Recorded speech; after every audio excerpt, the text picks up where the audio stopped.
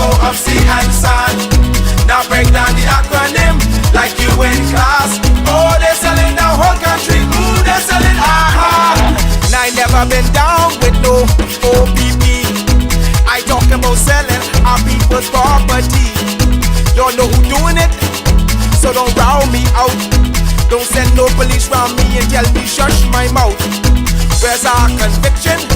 But where's our pride? We selling everything, selling our backside. Just go online, it'll make you sick. You can buy any island, just point and click.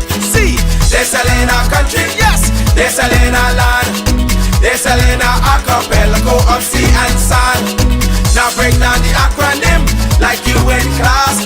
Oh, they're selling the whole country. Ooh, they're selling aha. Hey, hey. Ride him. My mother always say, when you find a donkey, ride it. What? Come on. We got a whole nation in 73. Now we getting back the whole country. What kind of fools we must be, selling out for a bag of rice and a cup of tea. You know what does bug me? Help me understand. I can't find piece of property for under 80 grand. But I can fix this, I know what to do. I can squat just like them other people try make me do. See, they're selling our country, yes, they're selling our land. They're selling our archipelago of sea and sand. Now break down the acronym like you in class. Oh, they're selling the whole country. Ooh, they're selling aha. They're selling our country. They're selling our land. They're selling our archipelago of sea and sand. Now break down the acronym like you in class. Oh, they're selling the whole country. Ooh, they're selling aha. I get everybody sell some every time. Giddy up, giddy up.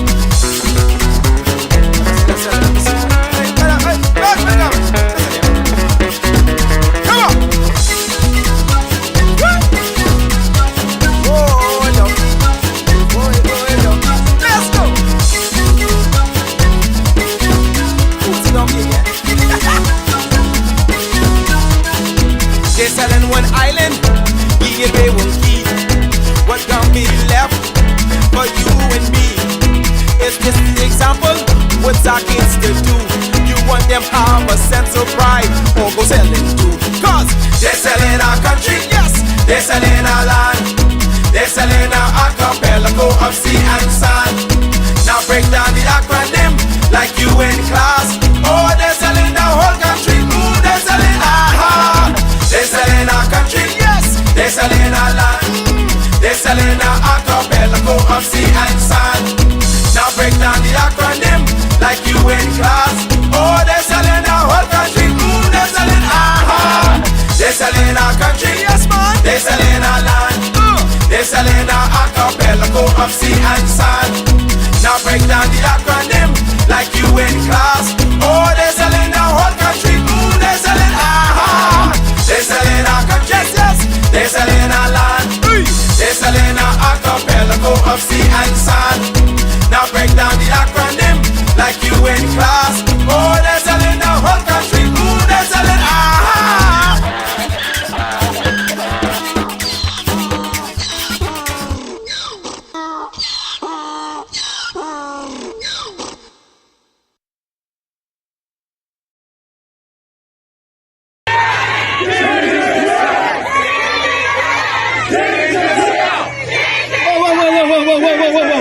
Whoa, girls, we outdoing.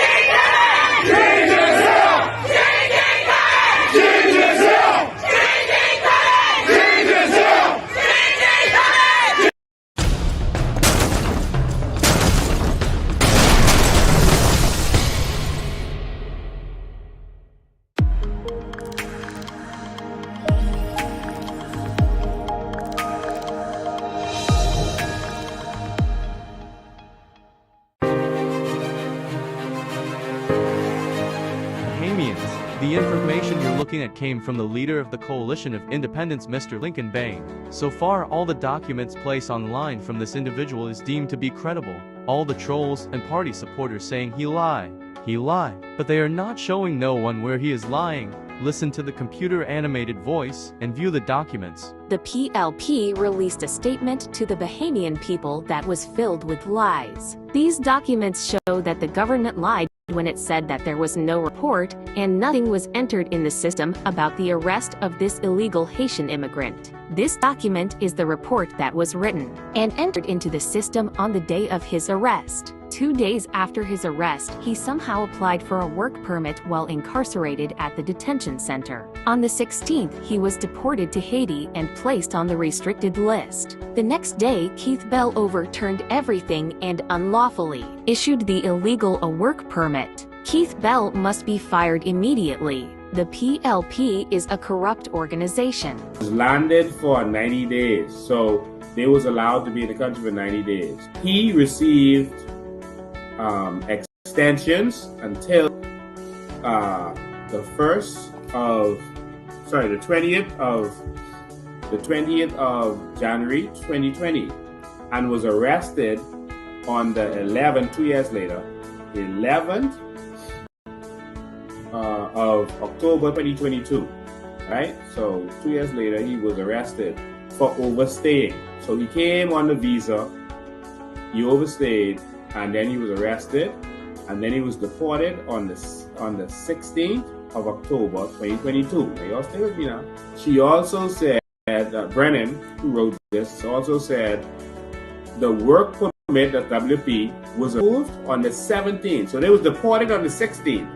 The work permit was approved on the 17th of October 2022 by the minister. Y'all see it? By Keith Bell.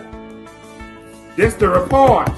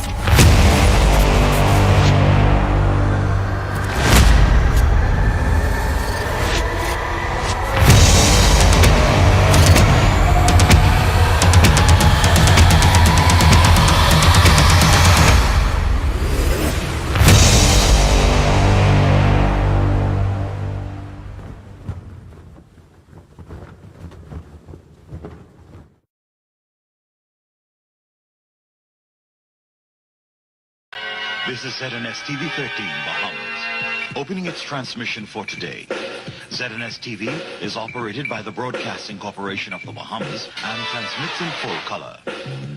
The station is located at 3rd Terrace East, Centerville, Nassau, and the transmitter tower located at Harold Pond. Our programming is designed to inform, to educate, and to entertain. We invite you to join us.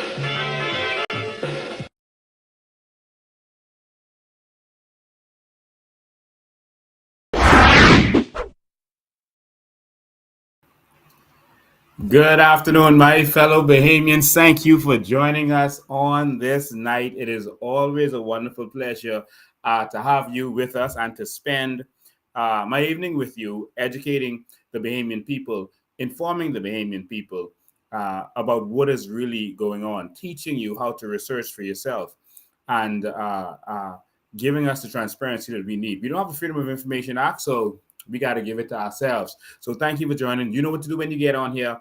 Tag someone, share, and make sure the message gets out, because you know what's going on. They're trying to suppress the message, but they can't do it. The message of the New Bahamas is spreading from Bahamian to Bahamian, from mouth to mouth. And this is a groundswell like they've never, ever seen before. And so thank you for all of your support, and thank you for wherever you're tuned in from watching this. I'm going to get straight to this, ladies and gentlemen. Make sure you share this and make sure your friends and family are on here, because there's some stuff we got to see tonight. Ladies and gentlemen, I'm going to get straight to it. I'm going to start with Keith Bell, and then I'm going to get to Leon Lundy. And then I'm going to open the phone lines, and we're going to discuss some other things. All right. And so, ladies and gentlemen,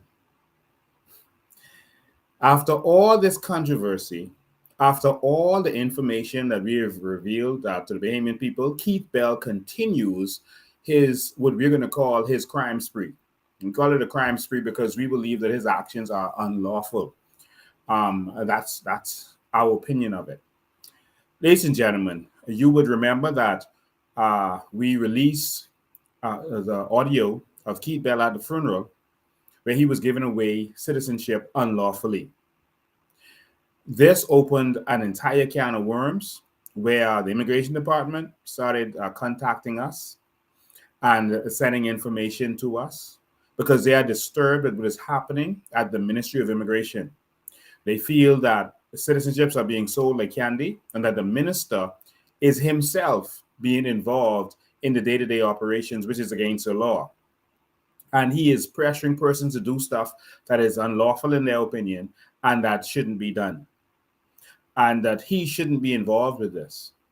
And so, ladies and gentlemen, we did everything we could. We saw that the opposition jumped on board, not to fight against immigration, because the opposition is not going to fight against our immigration issues because Pintard is an acolyte of Fred Smith. But they came on board as an opportunity to attack Keith Bell. And so that's the opposition has been attacking Keith Bell. And we are glad that others joined on board in order to assist with this effort. We were glad that that happened. But of course, we want them to assist us in protecting our borders and protecting our sovereignty. But we don't expect them to, but I had to say that anyway. Of course, we all joined in. Protests started to happen. We went and made demands at the Prime Minister's office. We filed for Commission of Inquiry. And of course, some questions were asked in the House of Assembly. Boom. The House of Assembly was prorogued. And you would think that since the House of Assembly is prorogued, that everything now goes go slow. No. Keith Bell is continuing his onslaught on the Bahamian sovereignty. He is continuing to issue out citizenships and permanent residencies to Haitian nationals and others, but mostly Haitian nationals, like it's candy. And so, ladies and gentlemen, we're going to release some more documents, some recent documents that again flew into our trash can. Okay? And so somehow these documents flew into our trash can.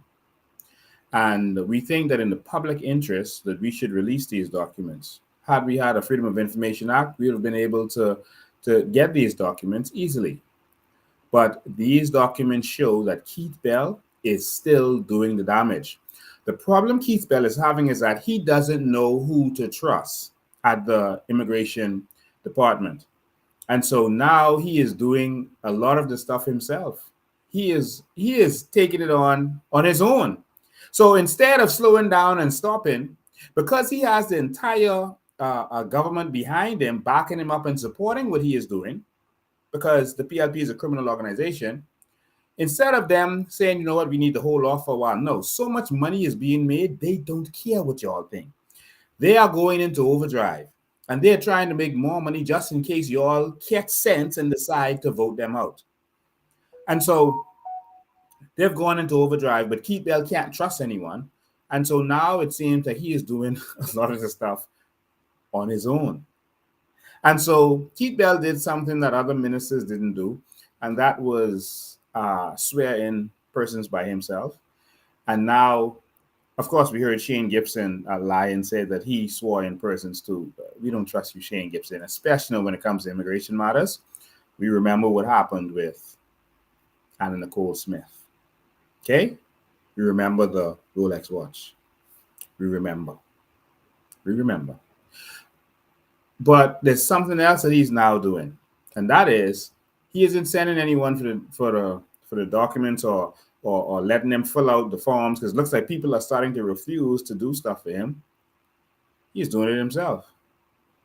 Ladies and gentlemen, first I'm going to show you a document, and then I'm going to let you hear an audio that was more sickening to me than the first audio that went out at the funeral, and the second audio that went out that we released that was when he called the deputy director of immigration to lie and or not lie that Chester Cooper, uh, was sending orders to release the 65 Chinese nationals. That was sickening. That was illegal, and that seemed to us to be criminal activity. It's interfering with and lying to actual immigration officials. In any other country, he would have been not just fired or forced to step down, he would have been arrested. But of course, this is the Bahamas, and the PLP is in power. And they feel that, well, they're in power, no one is going to stop them. And if they're removed from power, then they'll just give it to the FNM. And the FNM won't do a thing. They'll have some pretend arrests where no one is going to be convicted. But nothing will happen. And so the darkness is continued. Now, there's another audio out there. We didn't release this one. That is the sickest of them all to me. I'll get to that after this.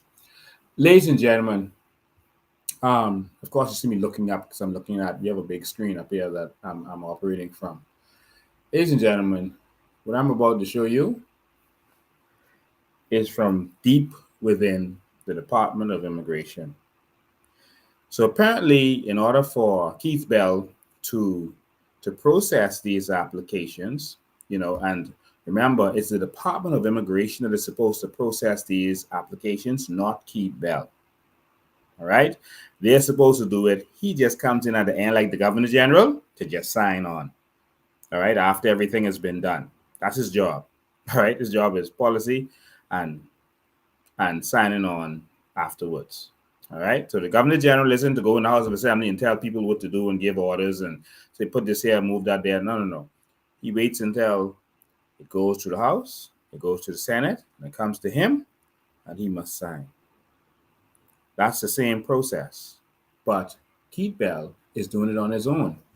What you are seeing here, what you're about to see, is Keith Bell with requisition forms for the files of these immigrants.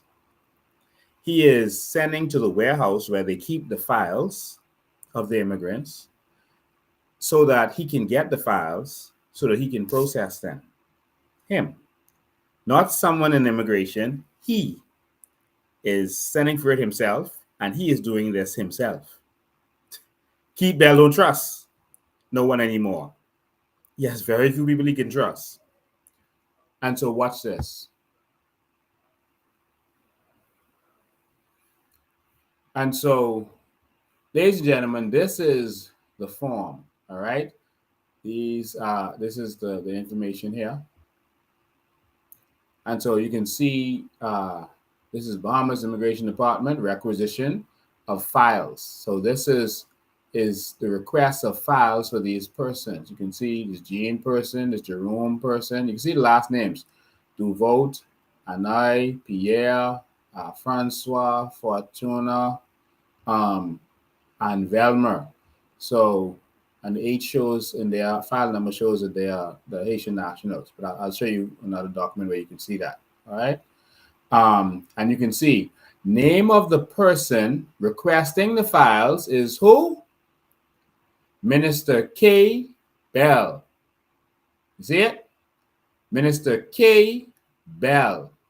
Reason for request? Processing of applications. And it's signed by the unit supervisor. Look at the date. 5 days ago. The 17th of August, 2023. The 17th of August, 2023. 5 days ago. So after all this mess, all that is going on, all the rumors are going to be a shuffle. On last week, Thursday, Keith Bell was requesting documents. on last week Thursday.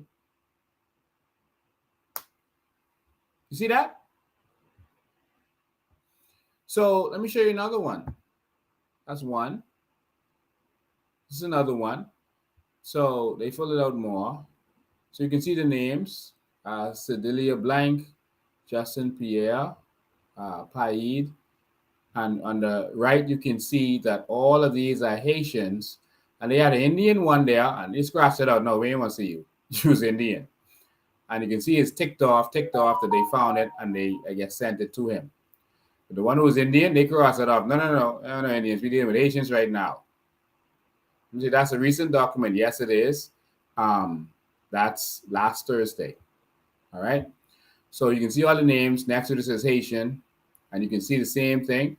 Name of person requesting file, Minister K. Bell. Reason for request, processing of applications. Signed by the unit supervisor, 17th of August, 2023. All right. And so that's another document. And there's another one. Renault, and again, these are Haitians, and one Jamaican, and one Indian here. All right. So Renault versus, you can see them, and again, you can see at the bottom, K. Bell, processing of applications. All right. Now let me show you how much people this in one day. This in one day. Let me show you how much files Keith Bell sent for. 2, 3, 4, 5, 6, 7. All right, count with me. 8, 9, 10, 11, 12, 13. Don't count the Indian one. 14, 15, 16, 17, 18, 19, 20, 21. That's 21 files. And it was actually more. This is just all I'm showing you right now. 21 files. This, I don't even know what to call him. This man who needs to go requested so that he could run their applications. And so I inquired with leadership at immigration. I said, is this normal for the minister to request files for the process? He was like, nope, that's our job. So why is he doing it himself? I asked. I guess he don't trust nobody. Bahamas, your nation and your sovereignty is being sold from under you. There is a desperate attempt by the Progressive Liberal Party to make as much money as they can right now selling out. Y'all had better wake up. This requisition form is going to be shared. And there's more. All of these came from thick files. Keith Bell is in overdrive, and they're trying to make as much money as they can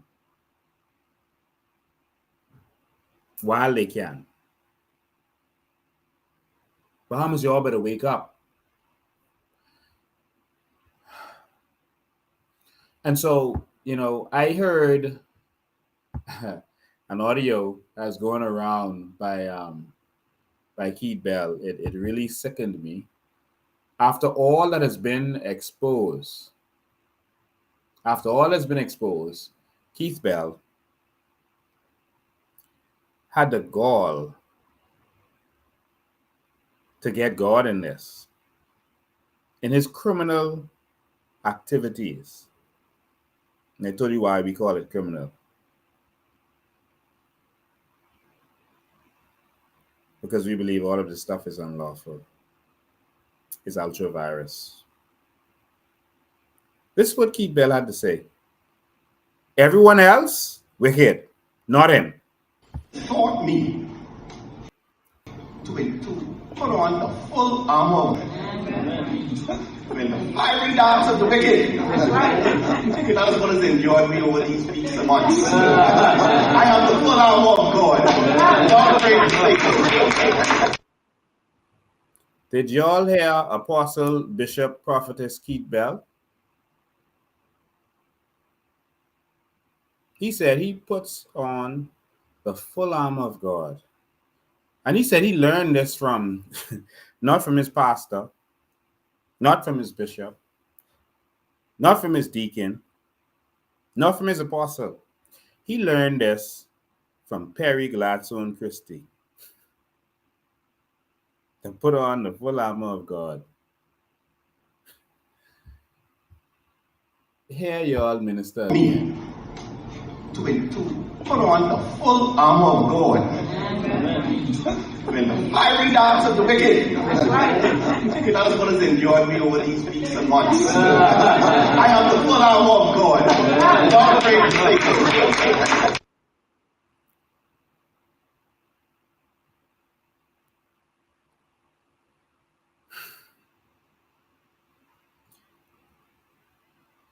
And he's being very honest and truthful with his statement. I don't want y'all to make that much fun of him.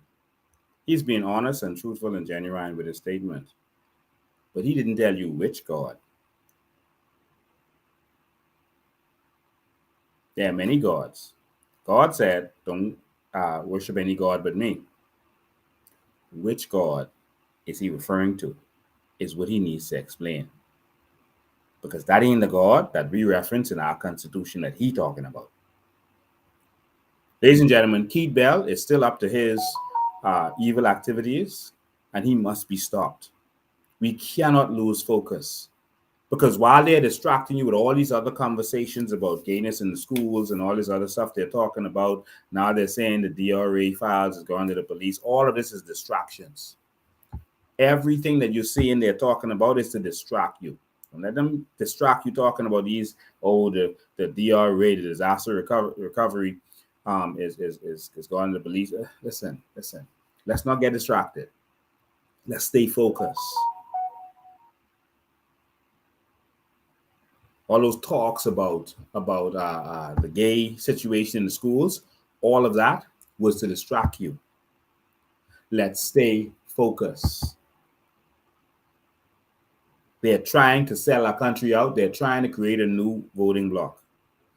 I was telling you from the beginning of all of this, when some people started kicking and screaming because they heard Belinda Wilson make a statement that was her opinion. They said, oh, they're going to put it in schools. And they started wanting to have rallies and protests. No, Lincoln, you should have been there. You're evil and you're no good because you weren't there. You should have been there to fight for the children. And I'm like, but I don't see where the children are threatened. I investigate. I don't just jump. And then they heard the director of education say some things about they do definitions and whatever. And they're like, oh, they're putting it in the school and we got to go march and rally and this and that. And I'm like, I've spoken to principals. I've spoken to administrators and officials at the Ministry of Education, and I don't see that. Yeah, I saw when I heard that when book was in Wong's. When I went there, as I told you, the book wasn't there. They moved the book. The book was there, but they removed it when they heard I was coming there to check. The staff told me. But that had nothing to do with the government. And so as Glennis Hannah Martin, I don't side with politicians, PRF and them. But here's her explaining, this is from the minister, this thing with the threat to the schools, that as far as I can see at this time, is not real. But just understand, at any time that becomes a threat, I will be there. But I don't jump until I investigate. Said that we're introducing LGBT in the curriculum and that we're sneaking it in, and then we can bring the books. Nameless, faceless, anonymous person, voice. That many Bahamian people's in a frenzy. We have to query how it is that something like that should incite us to these types of extremes, unverified, unsupported, and untrue. And so I don't know who the president is, but I can't get into their legal actions. But the assertions that are made are untrue. We have a curriculum, and the curriculum is focusing on literacy, numeracy, helping our young people to be articulate, to help them have the grounding in the subject matter. We have a new history text. These are things we celebrate. The distractions and the erroneous distractions are not helpful.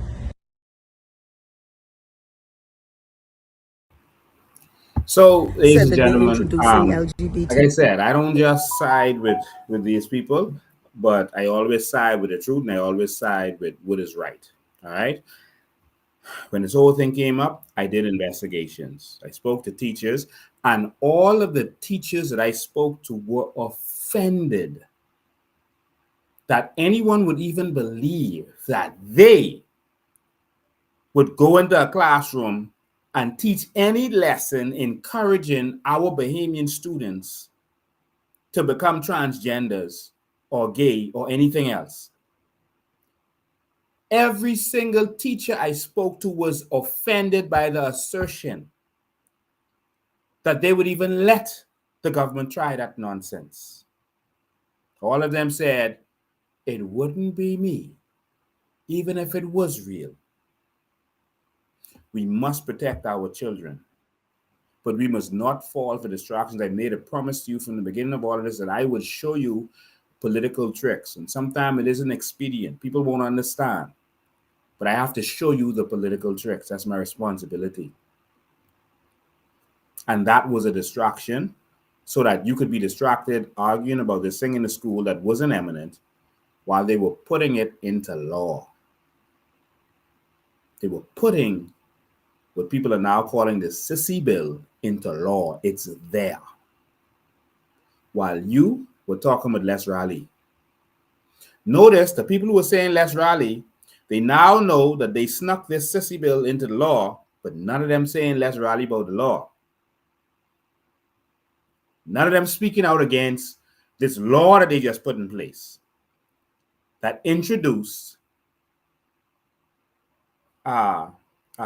same-sex relations. None of them talking about it. Y'all better wake up.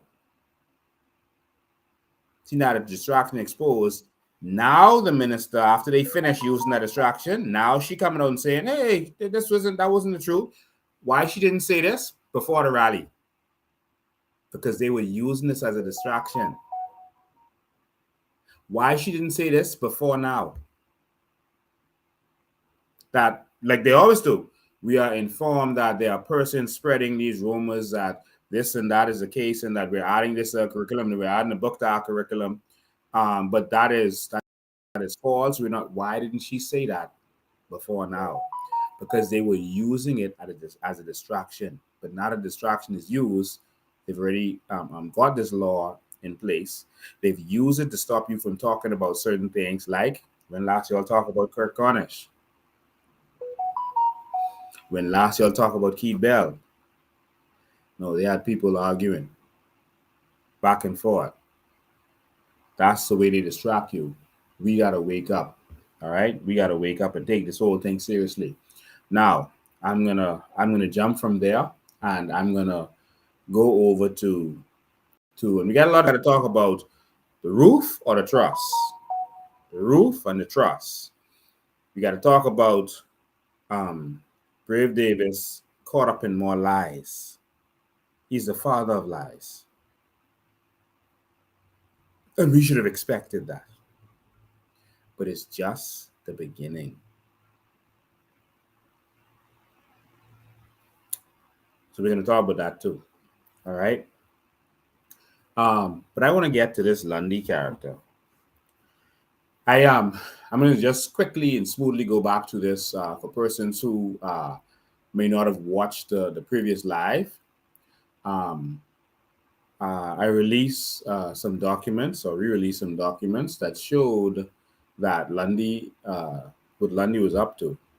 Lundy, of course, is working with one of his generals, his right-hand man, Alfred Stewart.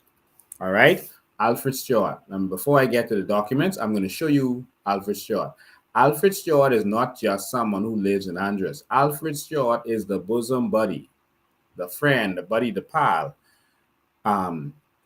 the one to do the dirty work of Lundy. Lundy is the MP for South Andres, and this whole thing is taking place in South Andres, and so you got to stay focused. All right. Someone asked me, as I said on the blast to promote this live, someone asked me, who is Leon Lundy? Listen, you can take picture of almost half of the members of parliament, and most Bahamians wouldn't even know who they are. That's how insignificant they are. That's how do nothing they are. I was in the House of Assembly and I saw one fella. I was like, wow, who's that? Because they are just there. And so someone asked, who is Lundy? All right. Lundy was a member of the DNA, the Democratic National Alliance. He was actually the chairman for the Bamboo Town branch of the Democratic National Alliance, the DNA, yeah. And he was also in charge of their men's association, their men's branch. All right. He was the president of their men's branch also. Lundy went to one event. They were fighting against the power company in Grand Bahama. Lundy went there and he actually spoke. Mitchell also went there and Fred Mitchell spoke. And him and Lundy apparently got together. And he was a PLP ever since, I guess. But he got hooked up with Fred and it was over from there. All right. Lundy ran for the PLP in South Andres, got a good PLP seat. All right. And that was that. So Lundy and Alfred Stewart. All right. This is Lundy and Alfred Stewart. Don't mind the man in the middle. He has nothing to do with this. It's just a picture so I could show you Lundy and Alfred Stewart always together. This is Lundy and Alfred Stewart. The man in the middle has nothing to do with this. All right. Look at another picture. So Alfred Stewart goes everywhere. That's the one on the left of the map. That's Alfred Stewart. He goes everywhere with Lundy. So Lundy was giving out some turkeys. Remember, that's the old way. Remember the politicians used to give out turkeys and stuff? Well, this was Lundy giving out turkeys with Alfred Stewart, who does all his work. So this is his campaign general, Alfred Stewart. All right. Who does all of that for him. And so Alfred Stewart is the guy in the picture right there with Lundy giving out turkey. All right. Not only does he give out turkey with him and get dressed up with him, here he is. Lundy was doing a radio appearance and he didn't just go by himself. He went with Alfred Stewart. Alfred Stewart is there in the yellow. So you're an MP. You should be able to go and speak by yourself. Why are you going on there with a man? But of course, this man is his right-hand man, just to show you how tight him and this man is. All right. And so here is this man giving out more stuff for Alfred Stewart. Well, they're doing this together. So that's Lundy on the truck, giving out whatever. All right. And so they are raking in whatever they're raking in, and they're giving out crumbs to make sure that they can stay in to continue to rape and rob that constituency. So just want you to see that Alfred Stewart isn't just some random person. Stewart is the front man for Mr. Lundy. All right. And so now that you get that in mind, let's go back to the first set of documents where you can see that there was a company formed. The company is called Umbrella 242, all right? And it was formed on the 24th of December, 2021, right after election. All right, it's just a quick recap, all right? And so you will see, make sure, how do you see these documents? Okay. All right, you can see where this is the acknowledgement declaration, letter from Land and Surveys, where Allison Smith from Lands and Survey said, I'm directed to acknowledge receipt of your application dated the 13th December 2021. All right. And so he applied on the 13th of December 2021. So he applied before this He applied before this company was formed on behalf of the company. See, Umbrella 242 Company Limited, care of Alfred Stewart. See the name? And he received a response from Ministry of Lands and Surveys in 3 days. In 3 days, they responded to him. And she said, I am directed to. So she was directed to respond to him. In 3 days, in the Commonwealth of the Bahamas, where we can't get nothing done. And so that's Umbrella Co-op that we just showed you. All right. And so later they respond on the 16th of March, exactly 3 months from their response later, exactly 3 months, they responded to Umbrella Co-op, care of Alfred Stewart, and said, former Ortec base, remember that because we're going to show you some new documents that you didn't see before. The former Ortec base. I refer to your application dated the 13th of December 2021. In respect of the above, I am advised that the government is prepared to offer you the 3 years conditional purchase lease in respect of 4.8 acres of government land shown edged out in red, etc., etc. And the the lease rate, they paid $200 per acre per year. All right? $200 per acre per year is what they were asked to pay. So that's $19,200 for 4.8 acres per year. All right? That is fantastic. He got a response in 3 days. He gets approval in 3 months. Why? Because Lundy is at Lands and Survey. Wow. All right. And then after the approval, now the full registered address. Shouldn't they have asked for that when they applied? In fact, this is on the application. The application form for Crown Land, if it's a company, you should have provided all of this.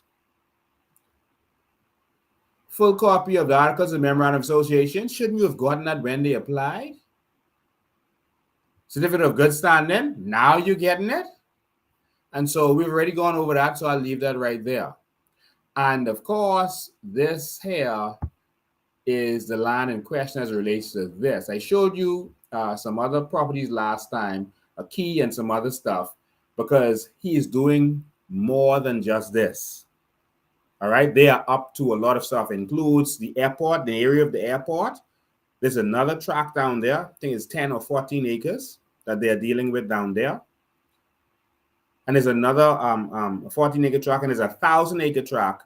You're going to see all of this where they're trying to, just take advantage of Bahamian Black family, a South Andrews family.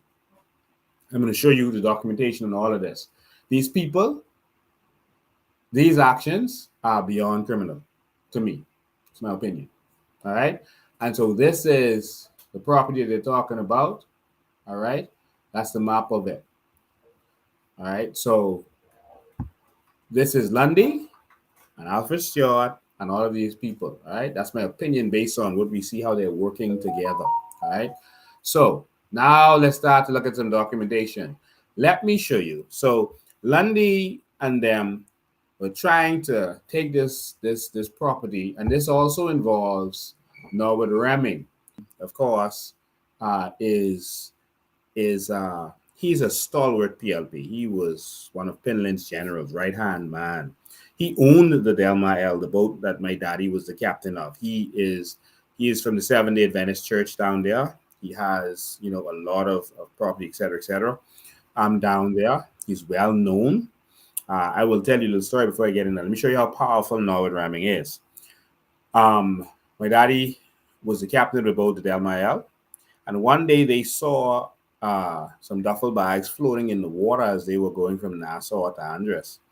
And my dad slowed the boat down to tell them, check the duffel bags, see what that is, make sure humans or whatever. My dad couldn't walk from upstairs downstairs. He was crippled. So when they put him upstairs with the crane, or when he crept his way up there, he would stay up there.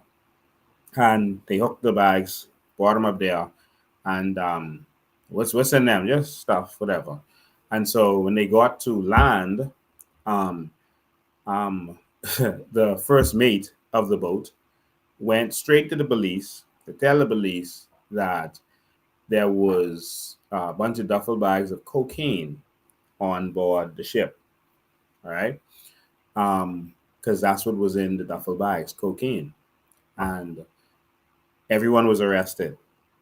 It was on the news. They were arrested. They were charged. It was really terrible for me because I remember that day driving in the car on East Street, passing my mother's takeaway, Wilhelmina's takeaway, and it came on the news. And I heard them call my dad's name on the news. He was arrested for cocaine possession, intended supply, whatever. My dad don't do foolishness. My dad don't drink, don't smoke. Now he had a short temper, but he don't do foolishness. He was a good man when it came to that stuff. All right. Don't do foolishness. And he was arrested, charged and everything. It was to be taken before the court. Norwood Reming made one call to Pinland. Pinland made one call to the station and told them, let them go. That was the end of that. So that's how powerful Norwood Reming was. All right. So Norwood Reming, of course, is caught up in all of this too. So just wanted to put that out there. All right. Norwood Reming is also using the land, working with Lundy them, and he's trying to work with the family too. And so there's a lot of stuff there, but I won't go into all the details with that. But you're going to see his name in these documents also. All right. So let's go. So the first document here is a letter from the lawyers of the Roll family that actually owns this 1,000-acre tract, and Lundy and them were trying to take some deal was being made, and Lundy and them were trying to take 1,000 acres of it, according to this family, trying to take some acres of it, and they were telling them, leave our property alone. What are you doing? Get out of here. We have all the documents and papers, and I have since seen all of their papers, all of their documents is ironclad, it's perfect. But here's Lundy. So let's look at this letter. Look at the letter. So this letter is from BFLS, Bonafide Legal Services, who is the lawyer for this family. And it's to Mr. Leon Lundy, Member of Parliament for South Andres constituency, Kemps Bay, South Andres. All right. So this letter is being written to Mr. Lundy, and they addressed him as the Member of Parliament for South Andres constituency. So he shouldn't be trying to do no skullduggery in his constituency. All right. Look, it says, "Dear Mr. Lundy, reference to cease and desist from trespassing on or partitioning land on the Montgomery tract." The land, remember that Montgomery tract name, because the Montgomery wealthy family that was there is who transferred this land to the Roll family. They were caretakers of this land, and he transferred it to them. All right. They have deeds and everything. All right. But we'll get back to that because Ingram helped steal a portion of this land from them. Remember that name, Hubert Alexander Ingram. When it comes to land in this country, he has raped and robbed Bahamians. But we'll get back to that. The Montgomery tract, the land, South Andres, Bahamas, and from any and all properties of the estate of Mr. Cornelius Roll, deceased. All right. So this is the Lundy, Member of Parliament. Oh, and this is dated the 13th April 2022. All right. The caption refers, "We represent Mr. Mark Roll, intended administrator by power of attorney for Mr. Bursell Rule in the estate of Cornelius Rule in his intended cause of action. For ease of reference, kindly note that the probate in the estate of Cornelius Rule has been filed and is lodged with the Supreme Court Probate Registry, a record of which is easily accessible for review at the court. All right, so you're letting them know, listen, this is our family stuff. Everything is filed, lodged. What are you doing? It says, our instructions are that sometime during the month of March 2022, you publicly advise that you intend to give portions of land on the Montgomery Tract to named persons and a further portion of land to an additional 20 unnamed person. So the MP decide that he just goes to that land and he can take that land and just give it to who he won't give it to. I guess including Alvin Jordan. But he is going to just take these people land and just, you, land for you, land for you, land for you. I taking this. I's the king. So we had a new prime minister of Abaco, and now we have a king of South Andres. All right? Because he just giving away land. And so let me continue to read this. The history of the ownership and the contentious nature of the ownership of the tract of land is well known. We advise that our clients have and continue to assert ownership of the said tract of land and have the best title in this tract of land, a claim that is stronger than any and all legal claims by the government.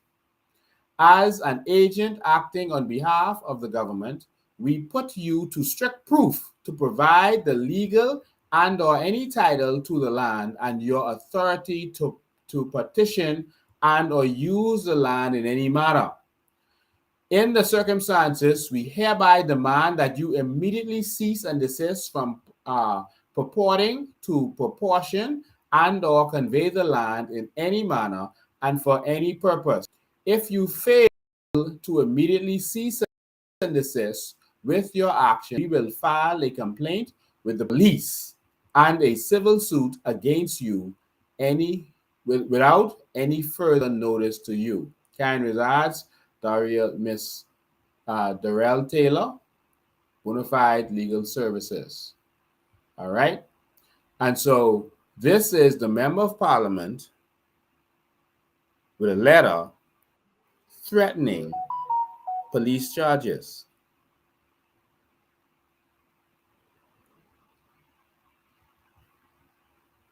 The Member of Parliament. And so there were other people caught up in this, other stuff that was going on. All right, this is a letter to Norwood Ramming from 2010. Dear sir, a pleasant good morning. Your attention is called to the land area of site number 6, which you are occupying is private land belonging to the Road family. Be advised that whoever had given you permission was not in lawful possession to do so. Therefore, we request that you take the necessary advice. You should have a copy of your lease title, deed, or document, including a survey plot or plan, giving the area and amount of land you should be occupying, etc. This information should be presented to me or any local authority, or our local authority, Ms. Brenda Colebrook, on or before 14 days and receive this letter. Failing to do so will result in further action. Many thanks. So they were telling Norwood Ramming, listen, these people who telling you to come out of this land, they are deceiving you, right? They're misleading you, all right? So, but I want to show you who else was caught up in this. Anytime you see funny business going on in this country, one name always mixed up in it.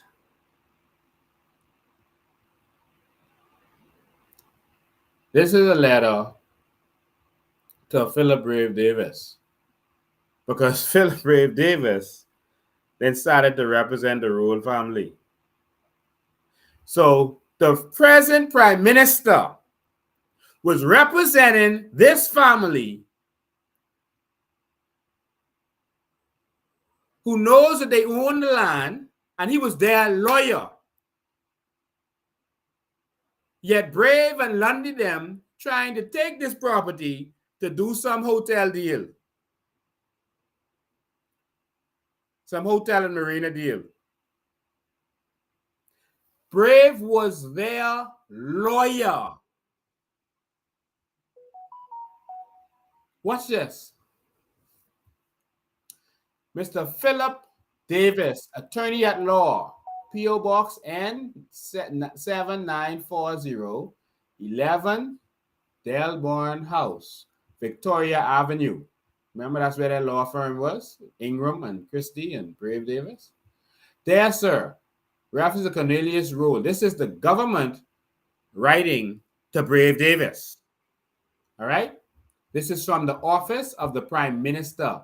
Who's the Prime Minister? Pinlin. Sorry, the office of the Attorney General. On behalf of the Prime Minister. Pinlin. All right? And so Brave is representing them. And so this is what they wrote to Brave. Because Brave should have been negotiating on their behalf, but guess what? They had a meeting, and Brave didn't even show up to the meeting. Let me say that for you again. They were negotiating an offer to pay this family what is due to them. All right? And they had a meeting set up. The family comes to the meeting. The government and all their officials, everyone show up. But guess who ain't show up? Philip Brave Davis, the people lawyer. Why Brave Davis ain't show up? Anyway, let's look. So, further to my letter of 25th July, please be informed that the offer contained in my letter, I think that's what it says, in my letter of the 6th April 1989 remains unchanged. The government is unwilling to entertain any further treating on the matter. So in other words, any further agreement or negotiation, treating, like treaty, any further agreement on, they ain't talking to the people no more. Why? Brave ain't show up. Look, it says, I would urge you to accept the offer. So they made them an offer. Garbage offer.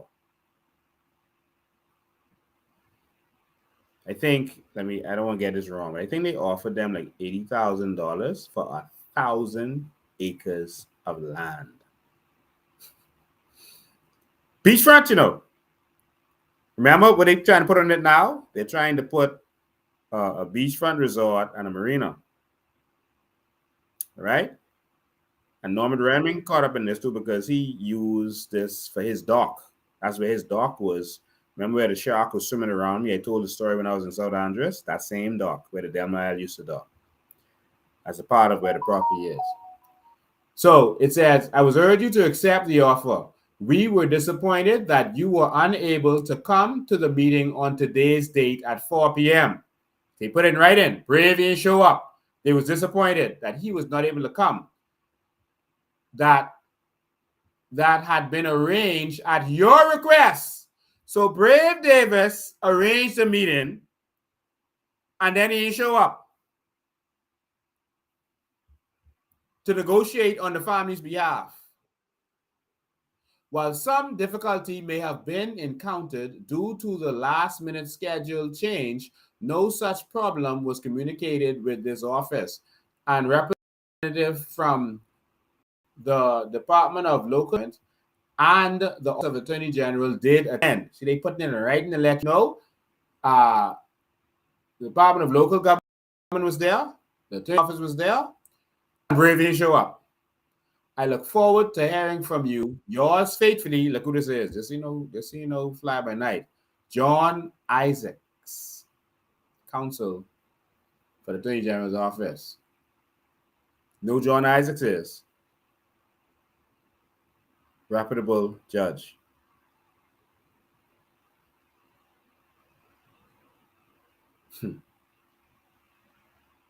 His documents, signature. All right, so Lundy messing with these people property now, but Brave Davis himself was their lawyer. And he know they own the property. Otherwise, why would he be representing them?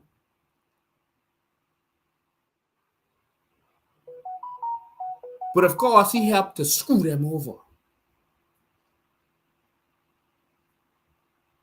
This has happened to so many Bahamians in this country. And you'll always see three names: Christie, Ingram, and Davis. Anything going down.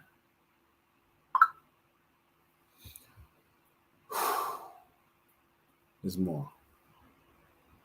There's more. So,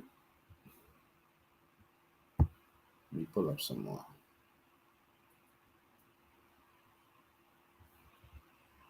So this was another letter to Norwood Ramming, reference to site number 6 in Montgomery Tract, in the eastern, in the state of Cornelius Road. Mr. Ramming, I call your attention to site number 6, that area of the dock in Camps Bay, which is the property of Cornelius, leased to the United States government. So this family leased that area to the U.S. government. Artec base. They lease it. And somehow it says years later it was returned to the Bahamas government as for whatever reason. So they don't know how they was leasing it to the U.S. government, and somehow it was given to the Bahamas government. It says, a few years ago, you and I had conversation in regards to the said property. You stated that you were permitted to use the site temporarily. From temporary, you obtained a lease. I humbly request a copy of your document that permits you the right to continue to remain on the above mentioned property, site number 6. I do look forward to your favorable response on or before 20 days after you would have received this letter. Otherwise, I kindly ask that you vacate the said property until the matter has been transparently resolved with the government. I also ask that you refrain from any efforts such as using heavy equipment or any other work that may result in damaging this property. Yours faithfully, Minister Bursell Rule, South Andrews, and they copied the South Andrews administrators, senior police in South Andrews, the Commissioner of Police, Land and Survey's office, and the Prime Minister's office. All right, so they copied the Prime Minister in this letter. All right, let's keep going.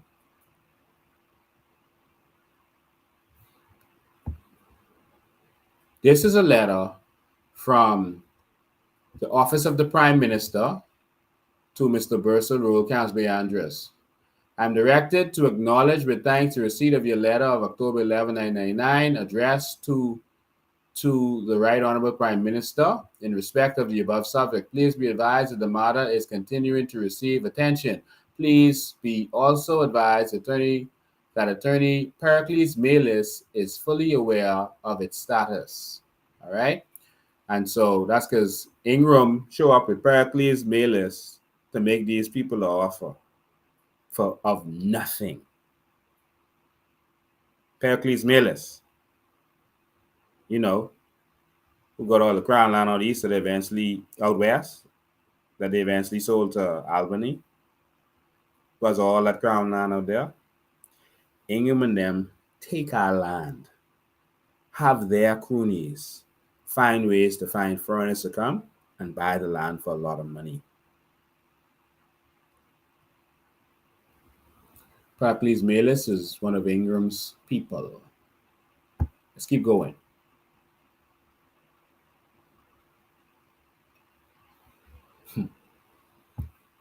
So these are documents that show that, you know, the executor and all of this stuff, you know. I'm going to show you that later. I'm going to get back to that.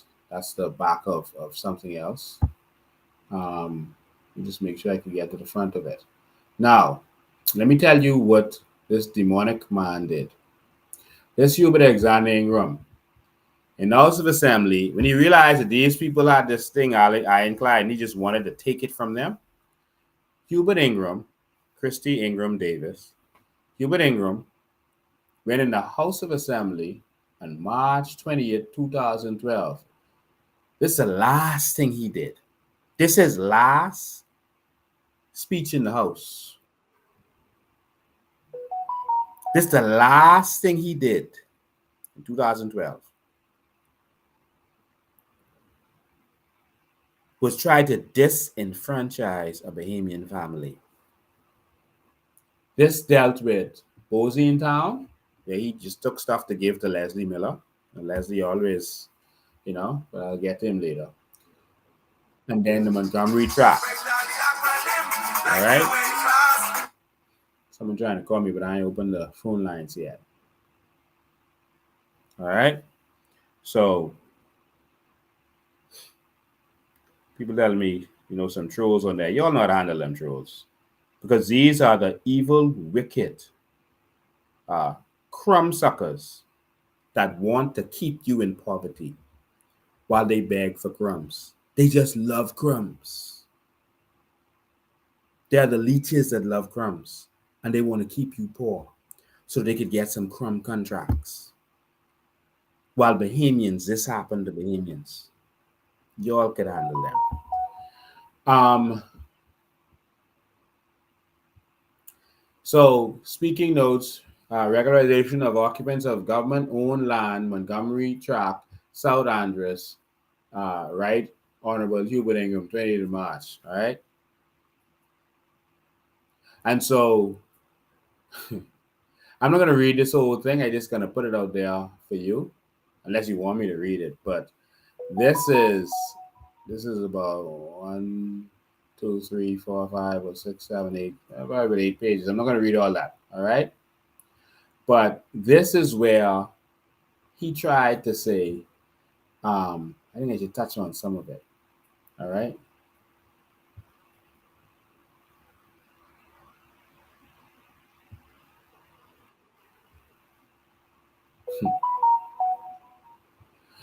My government in each, you got to add this. My government in each of its terms of office has sought to economically empower Bahamians. One important means to that end is to facilitate ownership by Bahamians. Nonsense. Hence the tremendous efforts to put regularization at very preferential rates of 2, 3, 5, and 7 cents per square foot of the unauthorized occupation of Crown land and government-owned land by Bahamian citizens since 1992.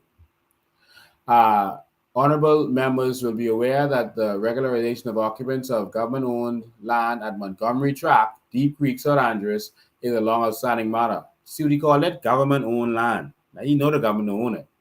The occupation of government-owned land at Montgomery Tract in South Andres has presented a difficult case given the date of agreements to sell the land to its occupants, the age of the survey of the property, 1967, and the subsequent construction of a road to the properties and the sale of certain parcels of the property to make possible the ORTEC facility. I advise of the chronology of events impacting the Montgomery Tract land as follows. The Montgomery Tract originally comprised of 1,000 acres situated north of Deep Creek, South Andres. The land was originally granted to George Johnson. See if I can find page 2. Page 1. Nope. I'm sorry. These are in here mixed up. I am so sorry. Nope, wrong one. Sorry about that. Let's see if we get a page 2. That's not it. Lord. Okay, I'm sorry. What I'm going to do is I'm going to release these because they came into the software mixed up, and I don't have to be in here shuffling to find page 1, page 2, page 3, and all this kind of stuff, all right? So, but anyway, what Ingram did was he tried to lie and say that this was owned by the government. The people have all their papers and everything, and so what he did to intimidate them was he went in the House of Assembly to make a declaration that this government land. The House of Assembly can't do that. Now, government has eminent domain They can take any land they want if they have a purpose for it, but they have to pay you. What he did was he went in there to make a resolution in the House of Assembly that, hey, this government land, that's not legal. But that was to intimidate the persons involved or any lawyers that might want to come to them and know that they could be blacklisted, et cetera, et cetera. He went and did a resolution, the last thing he did in 2012. It should have gone to the courts, and the courts should have determined who had the best title. But Ingram went and did that to intimidate these people, but they are still fighting to this day. Because what Ingram used our House of Assembly for, instead of empowering Bahamians, he used it to disenfranchise Bahamians. When it comes to Bahamians, Ingram is a sick, demented man who feels that anything is too much for Bahamians, that only Massa should benefit. But a new generation is here. A new generation who is ready to take this country into the promised land with our land. Let me say this to you publicly.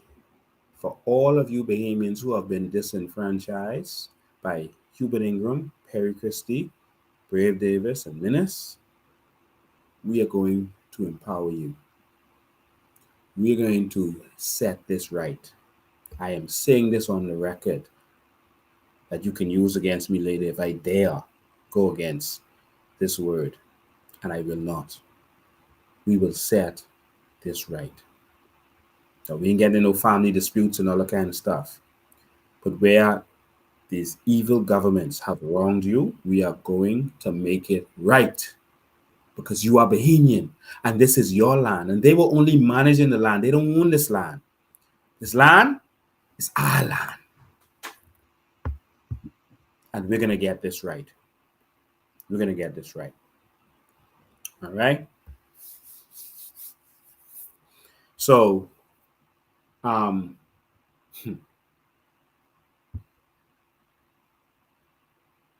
know dozens of people who have been going to this.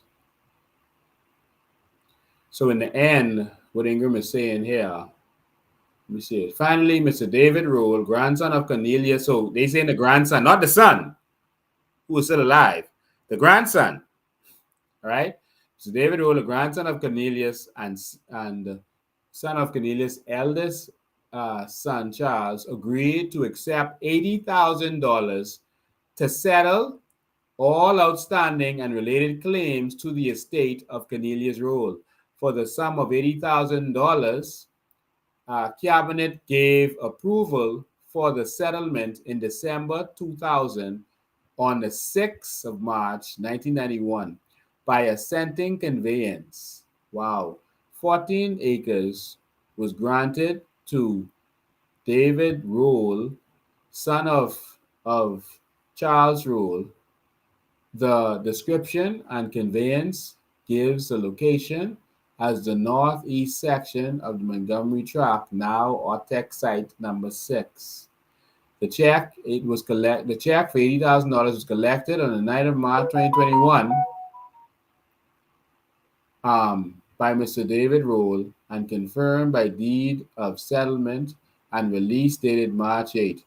The other individuals and families also resident on lots comprising the original Montgomery Tract have not had their occupation regularized in October 2011. Cabinet considered these outstanding matters and agreed to the sale of allotments and tenants occupants Montgomery Tract as follows.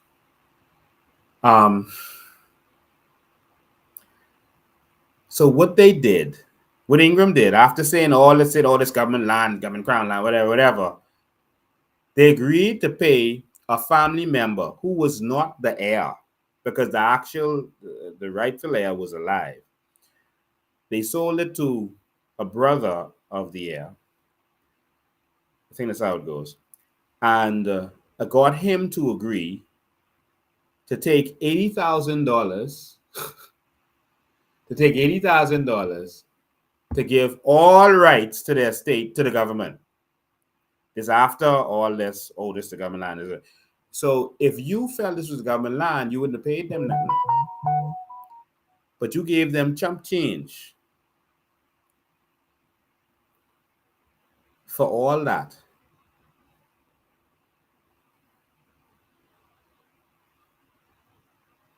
And that man who you gave the money to didn't have the rights. I've seen all the documents. And so now, Alfred Stewart,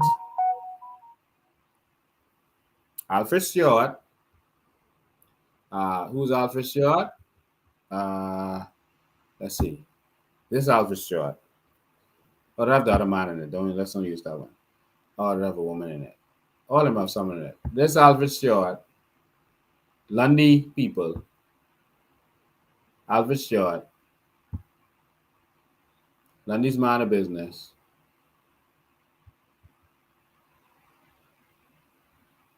Is all of a sudden able to acquire 4.8 acres of land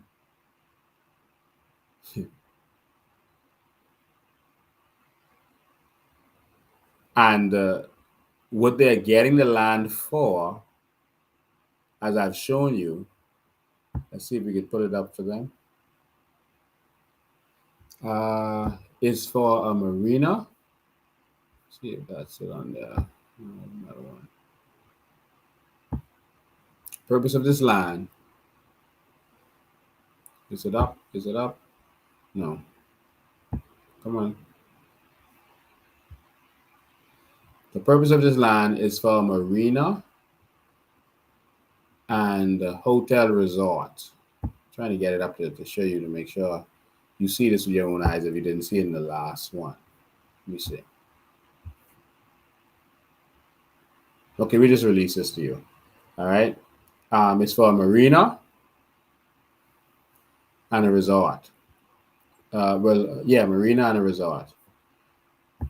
And so it appears that it was given to, they have a foreign investor already working with them. They have a foreign investor already working with them who is going to end up getting this. And this is a big deal. And originally, there was someone who was supposed to be a part of this deal that they screwed, and he revealed what was happening. And now more people have come forward with documents. I have more documents. That's not it. We have a lot of documents. All right? And so I want to say to you, Lundy, stop it. The people at Land and Survey, the workers, they're complaining. Stop it. There's no statute bar for what you are doing. The question is, what if we win? But the answer is, what happens when we win? All of you are going to give account to the Bahamian people. Take your hands off these Bahamian families. You know, they tell you to be against the white masses and all that for what they did. No, they did wrong. They did wrong. But the Queen gave land to Bahamians. I've seen it. And the king before her gave land to Bahamians. Thousands of acres in some instances. But our black leaders, not the UBP ain't even touch it. Our black leaders were the ones taking it from us, who felt that it's too much for us to have. So just like Lundy them is doing a deal now by the airport in South Andres, just like the airport in Eleuthera, there's an old lady who now lives in Yellow Elder. This woman has property worth $62 million. That's how much. They did a valuation of a property, some of it. It was worth $62 million, but this woman is broke and poor in Yellow Elder. the government would go and pluck pieces of her property. They would take the beachfront ones and just take it from her. Same Demon Ingram. But just take it from her. Yeah. See, $1,500. Take it or leave it. She didn't have no one to go to, no one to turn to, no one willing to fight for her, no lawyers. So if they take 50 acres and say I must take 1,500, what you want me to do? You gotta stand up and fight. How I gonna fight? Who I gonna fight? Take them to court. They appoint the judges.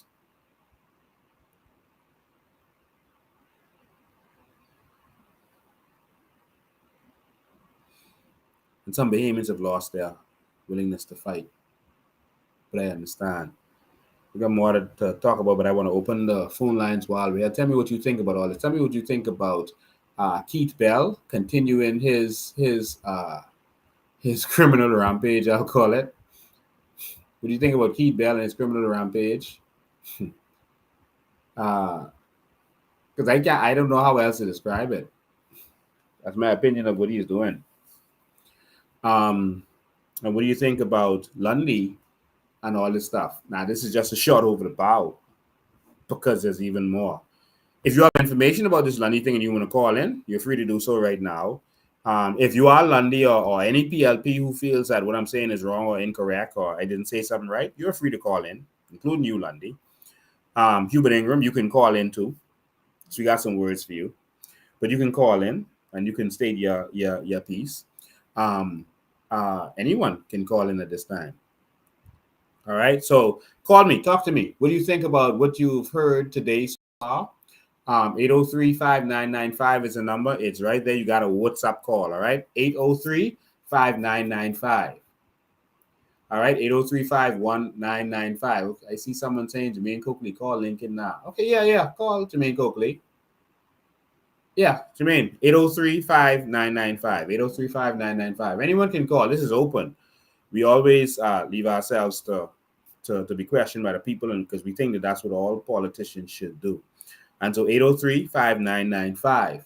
And so if he doesn't call, it's being a coward because his words are not correct. All right, but I'm sure he's going to call. All right, so 803-5995. The lines are open. We make sure this isn't on silent. 803-5995. I can't reach you. Why you can't reach? Come, try again. Don't lie. 803-5995. Let's go. You can call now. WhatsApp call. All right. So let me put the phone in front of them so they can see if anyone is calling. WhatsApp call. I'm waiting. Here we go. There you go. Good afternoon. You're live. Good afternoon. You're live. Hello. How you doing? Hi, I'm Lincoln. Yes. Great. Listen, that land that you're talking about in Andrews, you said Montgomery it's occupied by Ortec? No, Montgomery Track. A part of it, they're saying was a part of the Ortec base. Well, Ortec. Oh, okay. Well, it seems like the one that's in Fresh Creek has a similar scenario in that land was originally owned by the Bowleg, by Jeremiah Bowleg and his descendants. Okay. Jeremiah Bowleg and Ophelia Coakley. But what happened was, I don't know if I should say it on live, but yeah, go ahead. Bismarck Coakley was somebody who was somehow caught up in the transactions to get some funds from the government. Right. But he actually had absolutely no right to get anything from that land. So they gave him some money. I don't know if that's hush money or what have you. But since that happened, nothing has happened with regards to giving the Bowlegs any of their rightful funds for that land. Wow. So I was wondering if it seems like something similar happened at that Montgomery tract, but Ortec occupies the one in Fresh Creek as well. Yes, a lot of this happened in the Bahamas, all over the Bahamas, wherever Ingram or Christie or one of them felt like they wanted to do something and Bahamians owned the land or had the land, they would just go and take it and tell them, take us to court. They would just go and take it. This happened all over the Bahamas. And so if they wanted to put the Artec base somewhere, they listen, okay, we'll just take it. Don't worry about these Bahamians. We'll just take it. Don't worry about them. They ain't used to nothing. And that's why he did the little $80,000 transaction. So they could say, well, you took it. You took $80,000. You're a fool, but you took it. And you called another name, familiar name. You said Melis. He's also the lawyer who supposedly has been dealing with this for 50 years. Well, not 50 years, but a long time. Yes. A lot of these land deals, you see Melis is behind a lot of it. Melis benefited from a lot of land, and a lot of land deals, you see his name called. All right.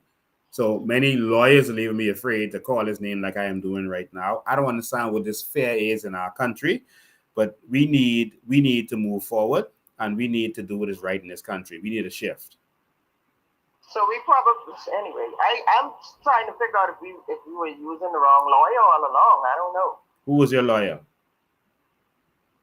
Melis.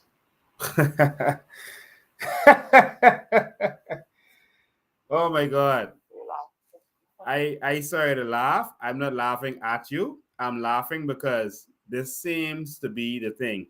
The same, to me, this is my opinion. It's like letting the fox in the hen house. You saw the lawyer that these people had? Brave Davis. And that's who was helping them get screwed. Yeah. Now you see Melis. Melis is they send him in there to make sure things will be stalled. They know you can. If you ever try to kick up, they'll charge you these big lawyer fees and know you can't pay it. And they'll stall you and drag you on and give you hope over and over and over for a long time. Mom, change your lawyer and go back to the drawing board. And possess your land. That's one of the reasons they do what they do, because you didn't possess the land. Possession is 9/10 of law. Get with your family. Get your family together. Families across this country, listen to me. Stop fighting over land. Get together, share it up, and possess it. Pool your resources together and possess your land. That is how they're able to do what they are doing. Wake up, Bahamians, before it's too late. Thank you for your call, ma'am. Okay. All right. Good afternoon, you're live. Mr. Bain. There you are. Jermaine Coakley, how you doing? Hey, man, I'm well. How are you? Awesome. Good. Listen, first, allow me to address certain things that are of great concerns to me. Now, I'm not going to say blatantly that you are telling untruths, but I will say that you've been misinformed. So let's start with the situation in South Andres with Mr. Leon Lundy and that tract of land which you did not produce any deeds for. Now, you showed the legal documentations that was set in motion by the claims of the land. You only have an affidavit, but you did not show the deed for that land. Now, we have the deeds for the land. That's no issue. All right, now hold on. Are you speaking on behalf of Lundy? I'm not speaking on behalf of no one. Do you have any experience with dealing with this matter? It does not matter. The fact I have the information that is to rebuttal what you're saying. Now let's start. How would you have information? I didn't ask you how you get your information to me. Let's stay on track. Oh, I can tell you how I got mine. I got it from the family. You got your information from Joshua Roll. I know you got it from Joshua Roll. Continue. Say what you want to say. Right. And on the other hand, like I said, first, before we go any further, when we're dealing with the tract of land near the airport, which the water tank and the school is still on until today's date, I need you, firstly, before you misinform the public, to produce the deeds for that. If you cannot produce the deeds on this live, then it's no need I go any further. That puts that to rest. Because you and I both know that all they have is an affidavit, and it was a handed-down caretaking situation with that portion of land. Okay? Now let me go further. When it comes hold on. Do you understand land law? And they do have the I deeds. understand. That they have sealed documents. They do have deeds. All right. But do you understand land law? Do you know that land law? Hold on. You do.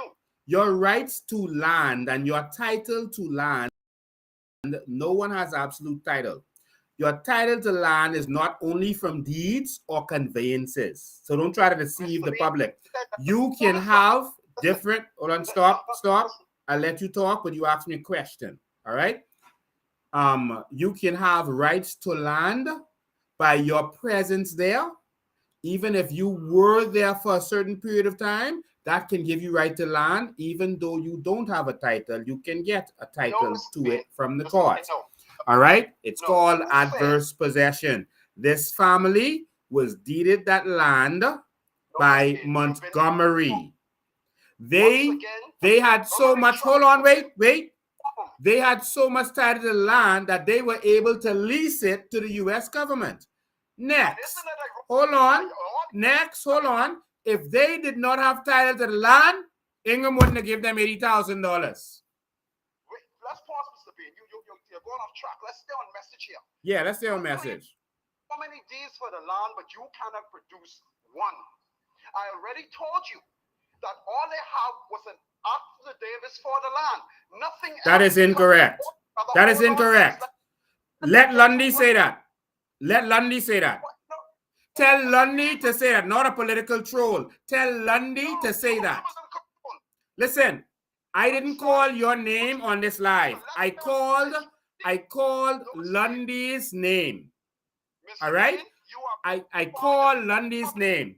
If Lundy wants to object, not a political troll, if Lundy, no one can hear you.